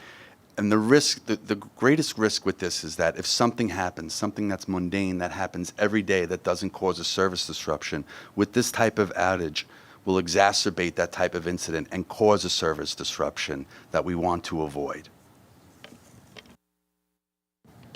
We'll keep the board posted. I mean, I think it was written about in Newsday today, and it's certainly a topic on discussion. The governor, I know, is very concerned about the impact, especially to the Albany service, the volume of Albany service, which has been cut substantially already. So, anybody else wishes to be here? Mr. Brown? Well, you got hated, too. Oh, No, I Hayden, just I'm had, sorry. just, Jamie, something, another question I should have asked. How long is it going to take to install these new fare guards? Will it take a week, a couple of days, a couple of hours? Minimal impact to the station? Like, what do we think? We're preparing now. We actually have C&D in New York City Transit has a very, very strong organized team on this, and we have a team out there that's doing the measurement, thinking about how to stage the installation. So when the gates are ready, there's a lot of complexity about deploying gates in our system. They have to be tested in the vendors' labs, and they have to be tested in our lab. Only when the gate is ready and we're comfortable, we'll go out and deploy it. It's a relatively quick deployment based on all the preparatory work that we'll have done. But when they actually install it, how long will the station be closed? Yeah, Minimum. well, not for long at all. I mean, we can do it in a matter of days. We take advantage of the fact that a lot of stations have multiple entrances. Yeah, The entrances and stuff, Make right. sure that there's not Right. a full station shutdown. Got it. I think Mr. Brown wishing to be heard. Yeah, without entirely blaming someone else for our problems, the history of Amtrak's supply of labor in Sunnyside and throughout the mainline third track and the East Side Access projects, it was such poor performance. They constipated our development of these projects, and of course, we took the blame for it all. As you said, we run the most service, so we're going to be the ones that get the heat. Well, it just occurs to me with Gateway and Penn Access from Metro North and the normal Amtrak problems, that isn't it all going to be overwhelming now? I mean, they couldn't handle just East Side Access, and the demand for labor is going to be such that, I mean, you want guys coming in at night. You couldn't get them coming in daytime over in Sunnyside Yard. And I don't know how you're going to, not to throw cold water on the whole thing, but it seems like 3 years is it wouldn't surprise me if that turns into 5 years, the way they go about supplying their labor. You raise a good point, Norman, and I think something that Amtrak is also facing is funding constraints, specifically in this fiscal year, that they are talking about staff reductions as well, that we're not sure of what the impacts would that be from a both project oversight perspective and also your day-to-day oversight of the operation as well. So there are significant concerns. staff cutbacks there. That should be a big help. Okay, well, I think we're all on notice, and I think our partners and stakeholders are on notice about the concern on this this imminent, this is coming up in a week or two. So we have urged Amtrak to take another look, put it that way. Any other comments or questions on the fare collection, fare evasion portion of the meeting? Mr. Leathers? Yes, thank you, Mr. Chair. Good morning. I just want to take this time to recognize Chief Kemper and Chief Taffy and the MTA PD and all those who are concerned with the safety of the conductors as they collect the fares. It's very important in maintaining security and safety and the assurance that they can do their job properly. So it's very much appreciated by labor. Thank you, and thank you for making that your maiden comment. We're glad you're here, and that the partnership that we're here to celebrate is reinforced by your role here. With that, we're going to turn the meeting to OMNY and the adoption and transition process. So with that, may I ask Jesse Lazarus to take over the microphone? Yes, thank you, Chair. Thank you, committee members. I'm Jesse Lazarus. I'm the Deputy Chief of Commercial Ventures, and one of my roles at the MTA is leading a cross-functional group of several dozen MTA employees who are responsible for delivering Tap and Go to our customers and sunsetting MetroCard sales by the end of this year.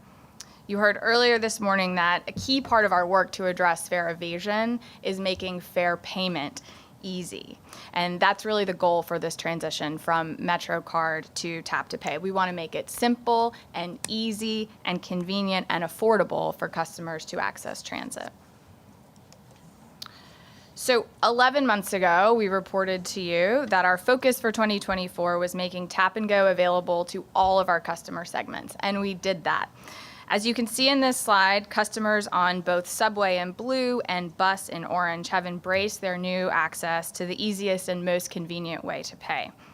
Tap to Pay is now the dominant payment method on both modes, Subway and Bus in New York City Transit. And look at the growth in Bus in orange. Compared to Subway, Bus has a higher share of non-full fare customers, and this growth in the last 11 months is driven by these customers embracing Tap to Pay once it became available to them. Today, most, specifically 2/3 of New York City Transit customers tap to pay, and they do this because it's easy and it saves them time and it saves them money. They're not waiting in a vending machine line or worrying about how many trips to prepay on a MetroCard. This chart is like a square pie chart, and it shows you the breakdown of March's 146 million transit trips across subways and bus. The columns represent each customer segment, and their widths show you the relative size of that customer segment compared to overall ridership. So, for example, regular fare on the far left, it's the first and the widest column. It's 65%, as you see in the x-axis, of transit ridership. The blue shading represents Tap and Go trips. That's now 85%, as you can see in the y-axis, of all regular fare trips. Shanifa talked to you about the 2024 Tap and Go rollout, and we promised and we delivered to make OMNY or Tap and Go available to all of our customer segments. That adoption and this 2/3 embrace is shown in blue. But today, I'm going to talk to you about the yellow, and that is the remaining last 1/3 of our customer base using MetroCard. We have targeted strategies to reach each of these yellow rectangles, and we're going to help all of our customers make this switch before MetroCard sales sunset on New Year's Eve this year. So diving in, we'll start from the leftmost section of this chart. We've got about 15% of that full fare customer base still using MetroCard. You can see that in the red outline. So these are customers who load money onto their MetroCards and they spend $2.90 per trip. $2.90 per swipe, $2.90. We hear from some of our customers, a small share, but nonetheless, that having a physical fare media card is important to them. And so these customers are going to keep using MetroCard until an Omni machine reaches their station and we pull the MetroCard machine out. This photo on the slide is from Jackson Heights last week, and it shows you an interaction between a customer and one of the many supplemental station agents who are ready to assist customers with the new OmniCard vending machines and the tap and go turnstiles. These one-to-one interactions are going to happen and are happening station by station as we move across the city replacing equipment that Tim will describe to you soon. We're teaching customers how to buy and reload Omni cards at these vending machines, but we're also informing them that with Omni cards, now they can reload those cards online or at one of our local business retail partners when picking up a prescription at the pharmacy or buying milk at the bodega. These customers are also delighted to learn that they're automatically eligible for free rides if they ride 12 times in a week. Remember, this customer base has just been buying Metro cards and paying $2.90 every time, no matter how frequently they're traveling. But now, just by virtue of switching to Tap and Go, they'll never spend more than $34 in 7 days, no pre-planning required. Moving along in our square pie chart here. So speaking of 7 days, in the red outline here, we are sizing the 7-day unlimited Metro card products. We sell a lot of these 7-day unlimited Metro card sales in bodegas, delis, and check cashing spots across the 5 boroughs. At the MTA, we call this collective group of local businesses our retail network. And they matter a lot because this is where many bus riders buy their Metro cards. Bear in mind that the 7-day Metro card product is $34 paid up front. So there is no upside for a customer to buy a 7-day Metro card instead of an Omni card where fares are capped at $34 per week, but if you ride less, you pay less. In the transition to Tap and Go, these same local businesses can and have been signing up to sell Omni cards to customers, and we're seeing this in the data. That 7-day column in red used to be a lot wider. Keep in mind it's never going to turn blue, but as it's shrinking, last March, for instance, there were 3 million more trips in that column than there are today.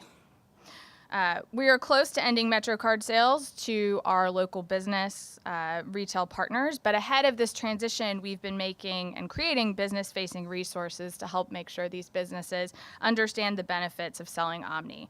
We're doing outreach through elected officials and business improvement districts. If you squint, you can see here an email from the 125th Street bid to its membership with details about how to sign up to sell Omni cards. But honestly, it's not a hard sell. Omni's just a better business for retailers than MetroCard. First of all customers, including the reduced fare customer base, are eligible to purchase and now reload their cards in these businesses.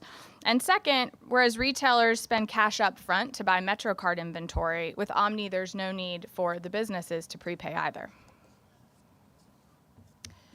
On to the monthly MetroCard, shown here in red. We sell about 60% of monthly Metro cards through pre-tax channels and then the rest from vending machines.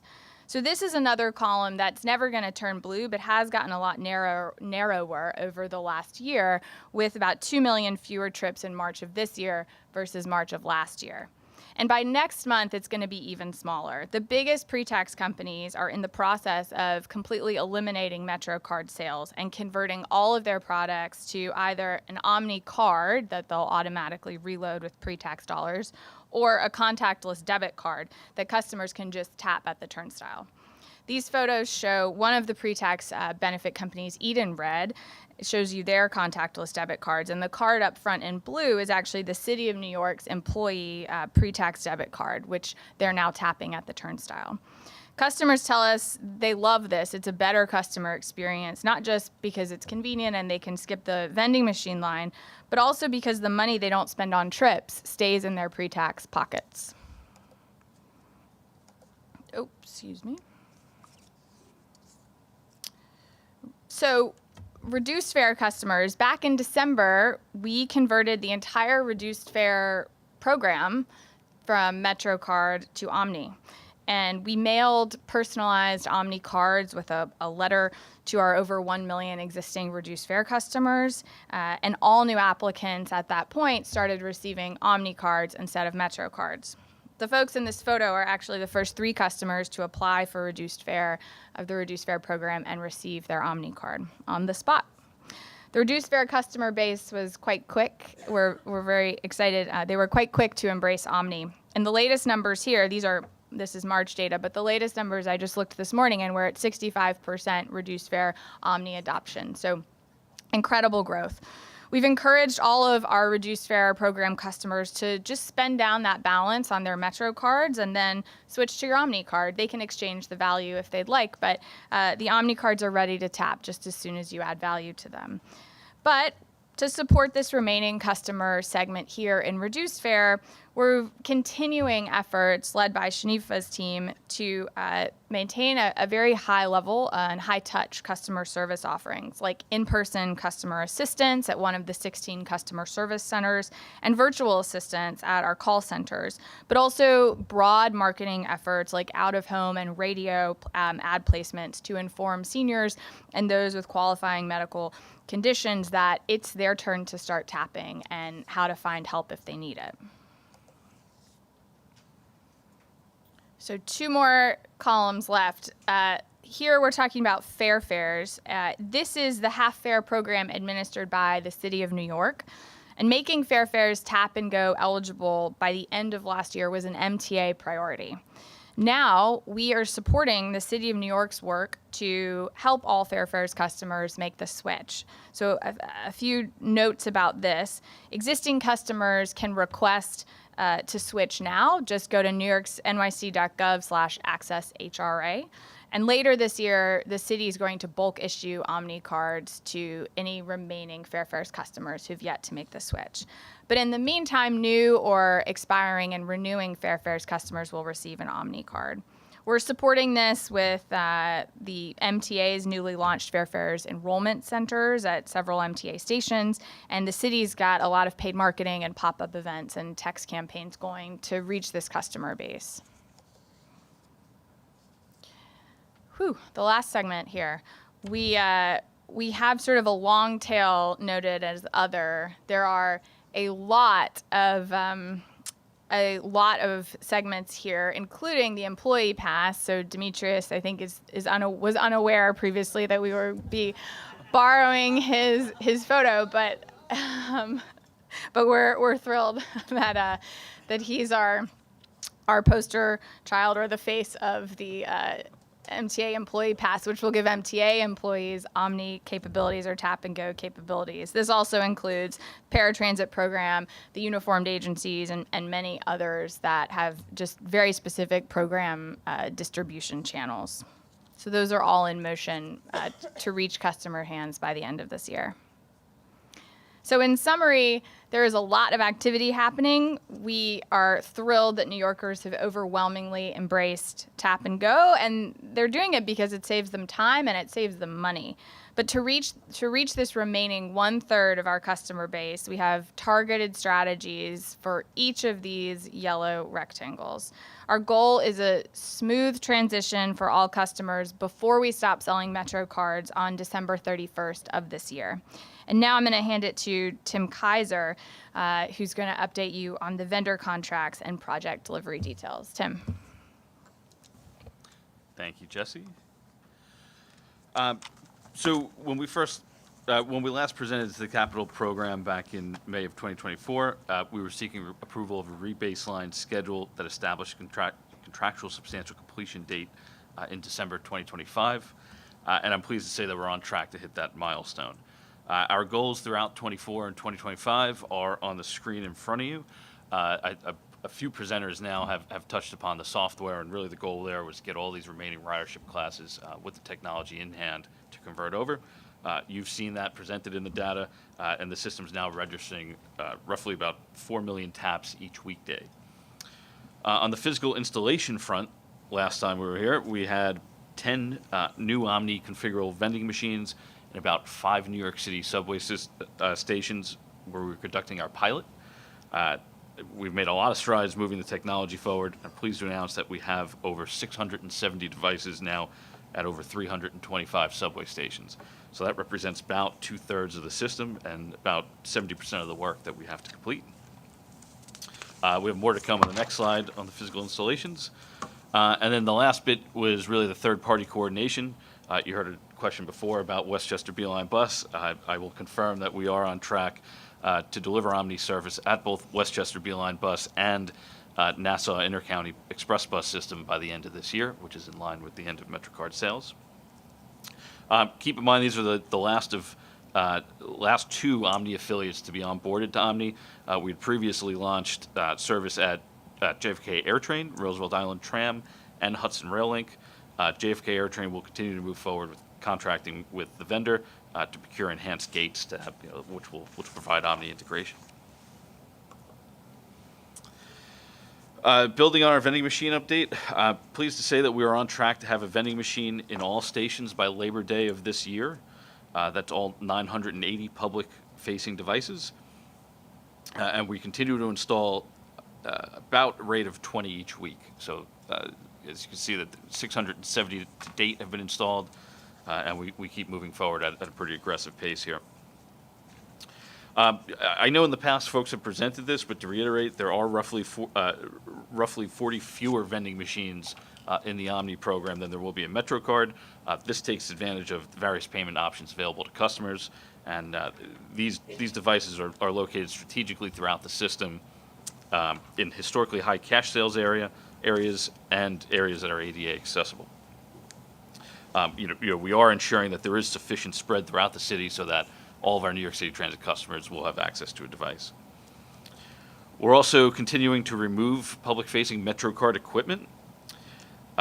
Over this past weekend, we converted the first few stations to Omni-only sales at Roosevelt Avenue, Jackson Heights. So the picture you saw just before in Jesse's slides, a bit outdated as of Saturday night. 74th Street Broadway, Court Square, 23rd Street, and 21st Street.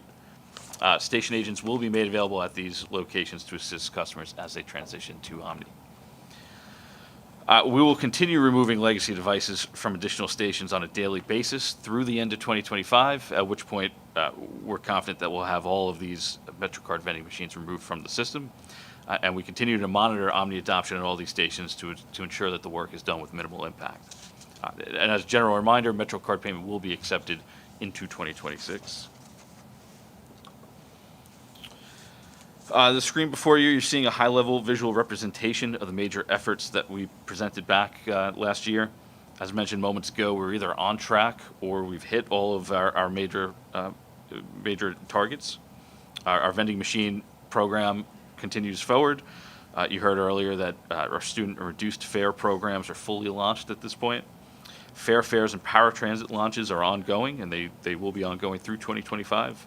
And then, of course, we'll have our remaining affiliates on board by the end of the year.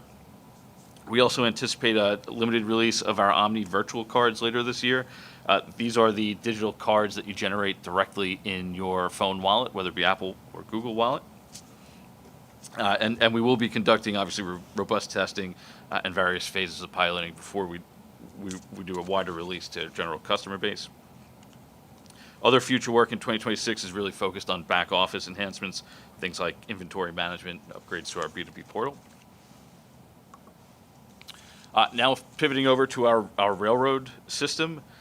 When we presented last, we were seeking approval to award contracts to the existing vendors to upgrade the train time mobile ticketing application and to replace the physical ticketing system at both Long Island Railroad and Metro North. These contracts were awarded last year, and we did kick that work off back in June of 2024. We've made steady progress since. What you're seeing on the screen is from our initial first article inspection testing at the vendor's facility for the new railroad TVMs. So this, of course, will be a Metro North device. And then the construction schedule is laid out on the slide here.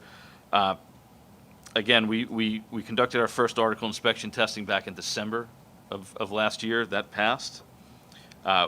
We are continuing with the software development. We expect that to wrap up in a few short months here. And that will bring us to our factory acceptance test in May and June of this year, which will ultimately lead to a pilot program at both Metro North and Long Island Railroad.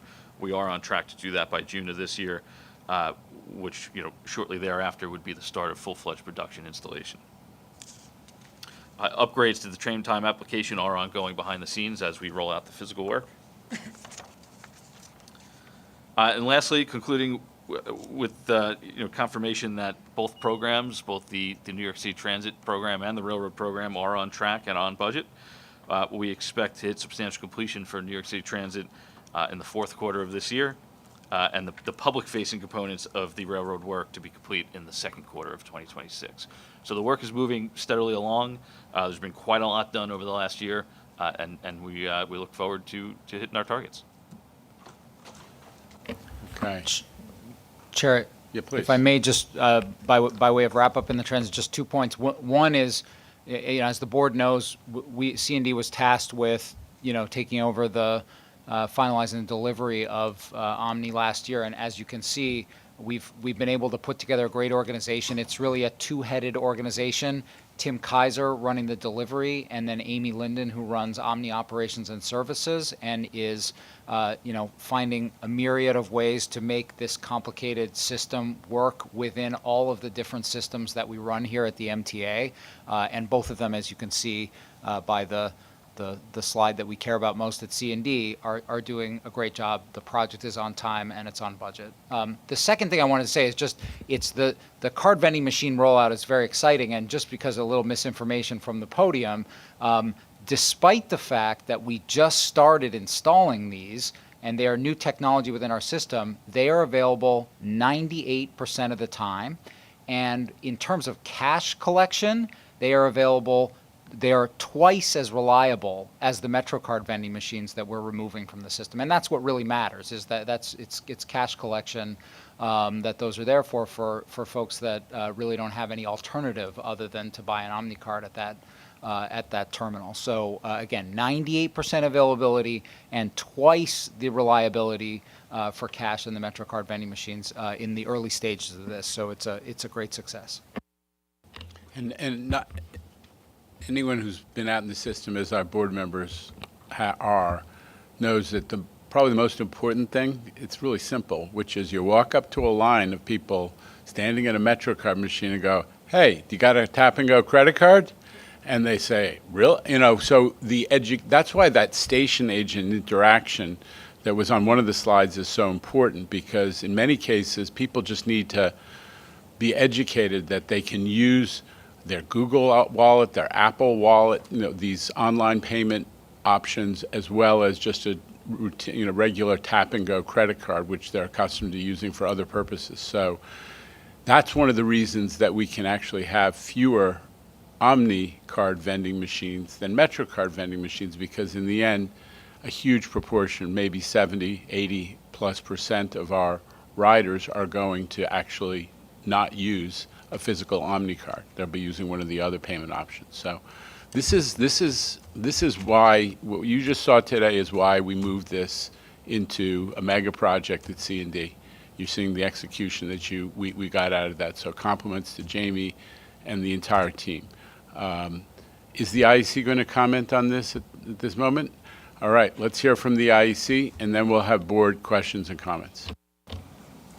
Good afternoon, Mr. Chairman. My name is Suresh Payati, Program Director of the IEC, and I will provide a brief update on the IEC's monitoring responsibility for C&D's OMNY project.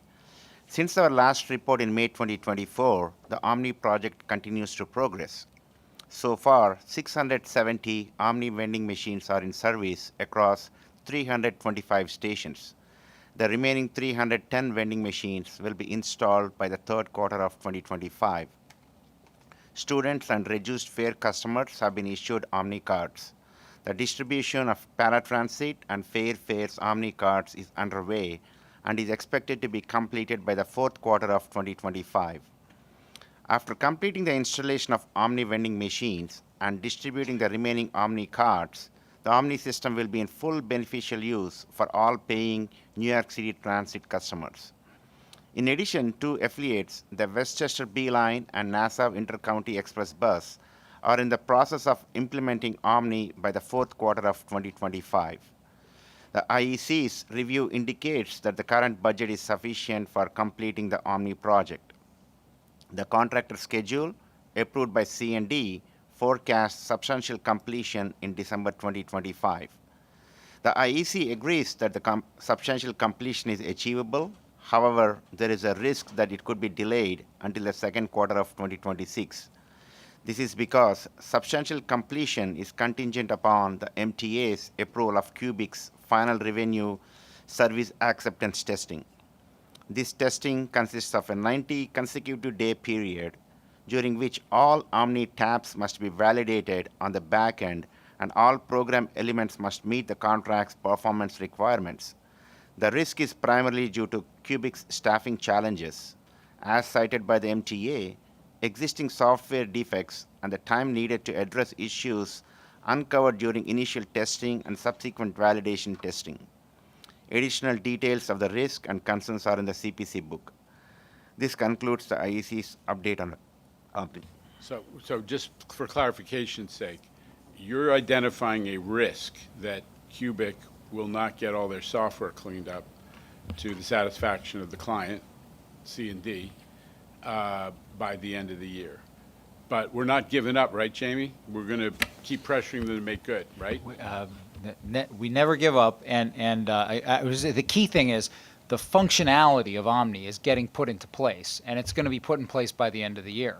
What we need from this contractor is to leave us at the end with a system that can scale up and continue to operate at the massive scale that we're going to achieve once the additional 1/3 of riders are tapping into OMNY. And that's the thing that, if it requires changes to the architecture that push off the final software testing, we're going to find a way to figure that out so that we get the product that we can live with for good. But the key thing is we will have the functionality for our customers this year.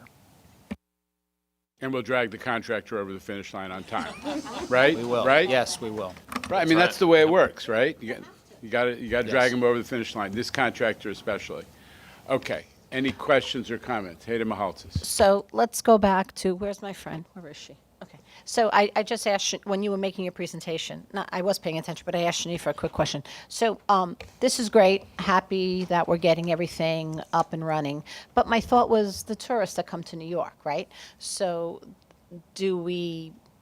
I asked Shanifa, what are you going to do? She said to me, we're going to work with NYC and company. But, not many people, not that they don't listen to NYC and company, but how are we, the one-time New Yorker, or the one-time rider of the system, whether it's a tourist or someone from out of, coming in for the day, and anyway.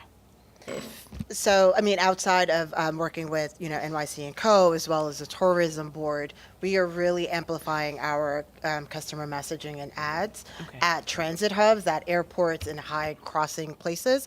Again, as what the chairman mentioned earlier, nothing is more fruitful than having the station agent going out and, when they see these long lines and engaging these customers with suitcases and letting them know that they are, they're not losing or saving any money. It's the same fare by taking out their credit cards and tapping and going.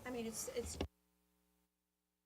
could be the woman who's, woman, the person who's coming in to spend the day in the city that doesn't really, do it quite It's so. going to be a lot of emphasis on multilingual signage as well, especially in the next 6 months to a year when people are getting familiar. But it also raises the question, because of the Port Authority, because the JFK air train is such a big entry point, they've got a sort of a slightly jury-rigged OMNY over there now. Jamie, what's the situation with, we talked about Beeline and NICE. What about the other affiliates, Roosevelt Island, JFK, Port Authority, and so on? Roosevelt Island is up and running on the tram, and we got JFK. We worked with the Port Authority. We got JFK up and running with Tap and Go. So that's done. Just like with our affiliates in the bus systems, they need to sign a separate contract with the vendor. It's their system, and to get the gates and other equipment. And I understand the Port Authority is in the process of doing that, but that's on them. They have to get that done so that they'll have new gates in place. But we've ensured that the system is available to them, and people are using it now at JFK, at Jamaica. Okay. I think Mr. Chu is next, and One to So start. Randy and Blanca Lopez. I think Demetrius's likeness should be on all the physical Omni cards because it's just that good of a likeness. So I just want to take a moment to talk about what a remarkable place we're in. You know, when I joined the board, as many of us did in a big group, we were still in the aftermath of COVID, and we had to solve some major budget issues. And I, too, joined the board carrying many of the preconceived notions, the ongoing narratives about the MTA, you know, the wastefulness, the incompetence, the things that people still like to throw at us. But so I think it's really important. We've talked about it today, where we have progress, you know, on our crime statistics, you know, on fare evasion. These are all things that when we did get our levelized budget from the state and the governor and the legislature helped them to step up to recognize what an important service we deliver. We said we were going to deliver those things. We also said we were going to deliver efficiency, you know, which has been delivered. The fact that we're here after dealing with all of these obstacles and hurdles and challenges and modernizing the system, you know, this is a time where, historically, and not just historically, in many parts of the country, other agencies, not just transit agencies, all sorts of public agencies have had to retract service or step back or continue to just muscle along with what they're working with. You know, we've not only been able to keep our budget, you know, relatively, you know, flat while adding service, but also modernizing. It's a remarkable place to be. And I think it's a particularly timely message as we wait with bated breath what comes out of with Albany, and for the federal government, for that matter. You know, my fellow board member, Mr. Zuckerman, asked, you know, what's the benchmark? What's the benchmark for paid ridership on buses? And the truth is, you know, this system has always been the benchmark, right? We're congestion pricing now. If it was a big deal for us to get congestion pricing because it opened the way for others to get congestion pricing. So I think this is an important time as ever, and this is a great example of why we need to get supported by Albany and the federal government, despite politics. Say what you need to do what you need to do politically, but the fact is that this system, the way we've moved forward, the way this team and the staff has moved everyone forward, from the cleaners on the subway to those who sit down the hallway from you, Jano, we have set the tone not just for New York coming back, but for the way things should be done. So, you know, bravo to you, because the easiest thing in the world would for be us to going backwards, and we are moving forward, and that's a great testament to all the work you're doing. Thank you. That's Mr. Glucksman beat that. I can't. Hard act to follow. Great presentation. I'm glad that everything is working so far. OmniCard, people who want to buy Metro cards and there's no machine, do they have to pay for the OmniCard? Yeah, just like with MetroCard, there is a $1 fee for Omni cards. Yeah, it's a promotional price to get them now. Yeah, I also encourage people when I see big lines too, and I never got a negative response, always a thumbs up and a thank you. The other thing is, I'm a little confused about how the Omni is going to affect Metro North and Long Island Railroad. Is there going to be a physical card they're going to pay every month if they have a monthly ticket or whatever? What? Right, so Metro North and Long Island customers will continue to buy tickets at the new modern vending machines you just saw a picture of, and on Train Time. And in the future, last year we described that Train Time will have like your New York City Transit trip history built into it. There'll be an integrated digital account for railroad customers. I just want to add to that, Randy. Just remember, you bought 70% of the people are purchasing tickets through their phones through the Train Time app. You can take that same phone, which is the same functionality, and use it to pay at the subway gate. So you have the same functionality, right? So, you know, and I think we're working on a single log-on to help it more seamless. So it's the same functionality.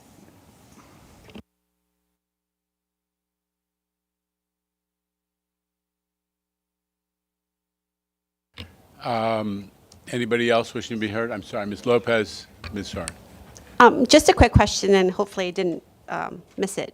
when it comes to assisting our customers who are paratransit riders, are there any additional steps that you are taking or that the team is taking to address that transitioning onto Omni?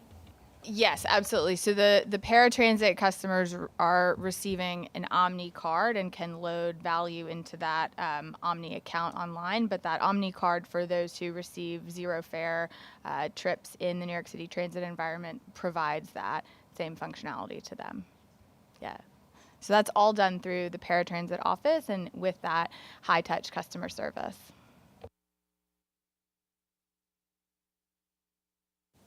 Ms. Soren. I have two questions. One is you mentioned about working with bids to educate businesses.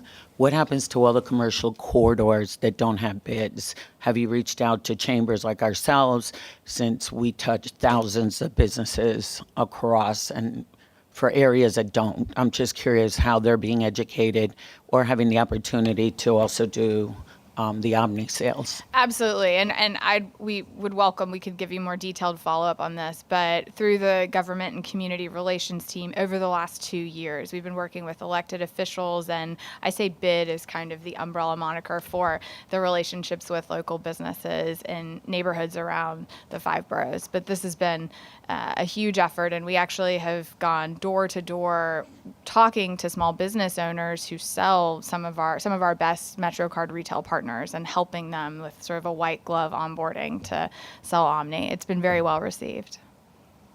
So I'll suggest chambers also will assist you any way possible. Then my second question is, what would be the difference between a virtual card and using your phone for the tap and go? It almost seems like redundant. I'm not sure. Yeah, this is I'm calling it a deep cut question because it is getting into the minutia, but it's an important distinction. So if you're tapping your virtual wallet, that is your credit card paying per transaction. If you're tapping an Omni virtual card, that is, you have loaded value onto that Omni virtual card, and your transaction with your credit card happens just when you load the value. So you're tapping down just a stored value card. It's the same process mechanically and financially for you as loading a physical card, but you don't have to carry another thing. You just tap it on your phone. So that's what's coming out soon. I guess in practice, you'll not see $290 on your credit card bill, but you'll just see the amount of value you load. Maybe another way to simplify is if you look in your Apple Wallet, you can see you can put a WMATA card on there. You can put, there's a few other systems. There's a number of Asian systems, Clipper card. So Omni will be one of those. Anybody else? Important point that I think we need to keep people focused on is there are going to be a lot of spare Metro cards coming out of the woodwork, right? Everyone's going to find 5 of them somewhere in their sock drawer or whatever. Shanifa's got a great customer service network at these 15, now 16 customer service centers. And we're talking about growing that so that it's even easier just to go to a convenience station in your borough, in somewhere in your area, and trade in whatever value you still have on Metro cards to get it all onto your new Omni system. That's going to be part of this transition, is making that as easy as possible. Obviously, we'll do it at Stone Street down here, but one of the reasons we set up the customer service center network was so these kinds of small transactions did not require a trip to Manhattan. And that's another small piece of this whole puzzle. Amazing work, amazing team, and we're ready to do a transition. There was hysteria. I'm old enough to remember when the token went out, and there was mass hysteria. We have done this successfully enough that people are getting ready. We're going to have some folks we need to move along, but most people have already made the transition. It's picking up steam, so well done. I think we're going to move to, unless there are further comments, we're going to move to the routine business at this point. Hearing none, let's move on to the administrative actions. Capital procurements, Mr. Iceland. Thank you, Chair. This month, construction and development package includes 5 procurement actions totaling $27.2 million.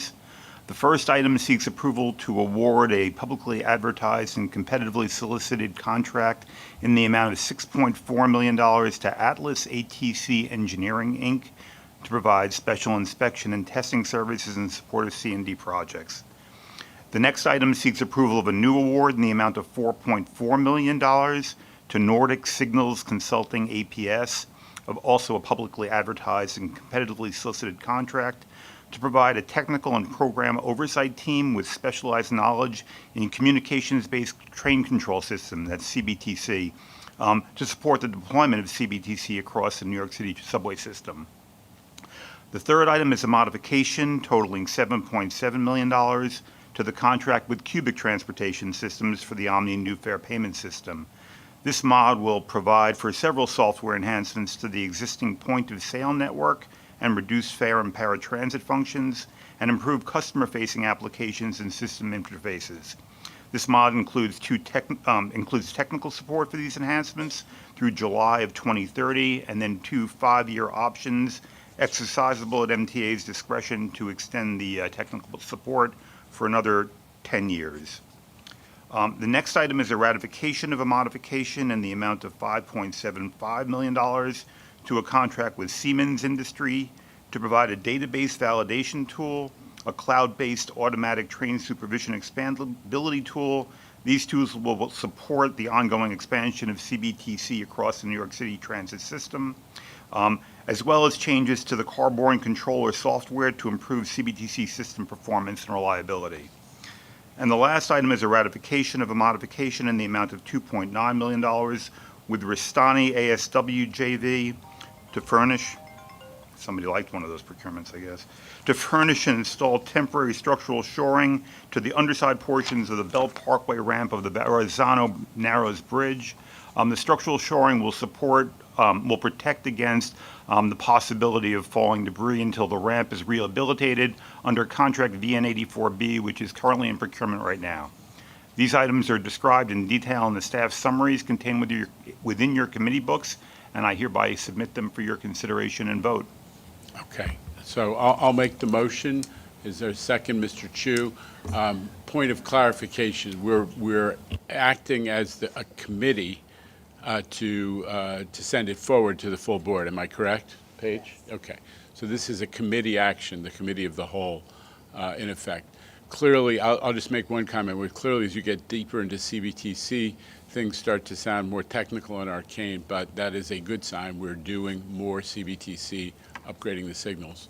You're going to hear more of that to come. Any comments or questions about any of these procurements for the Capital Program Committee?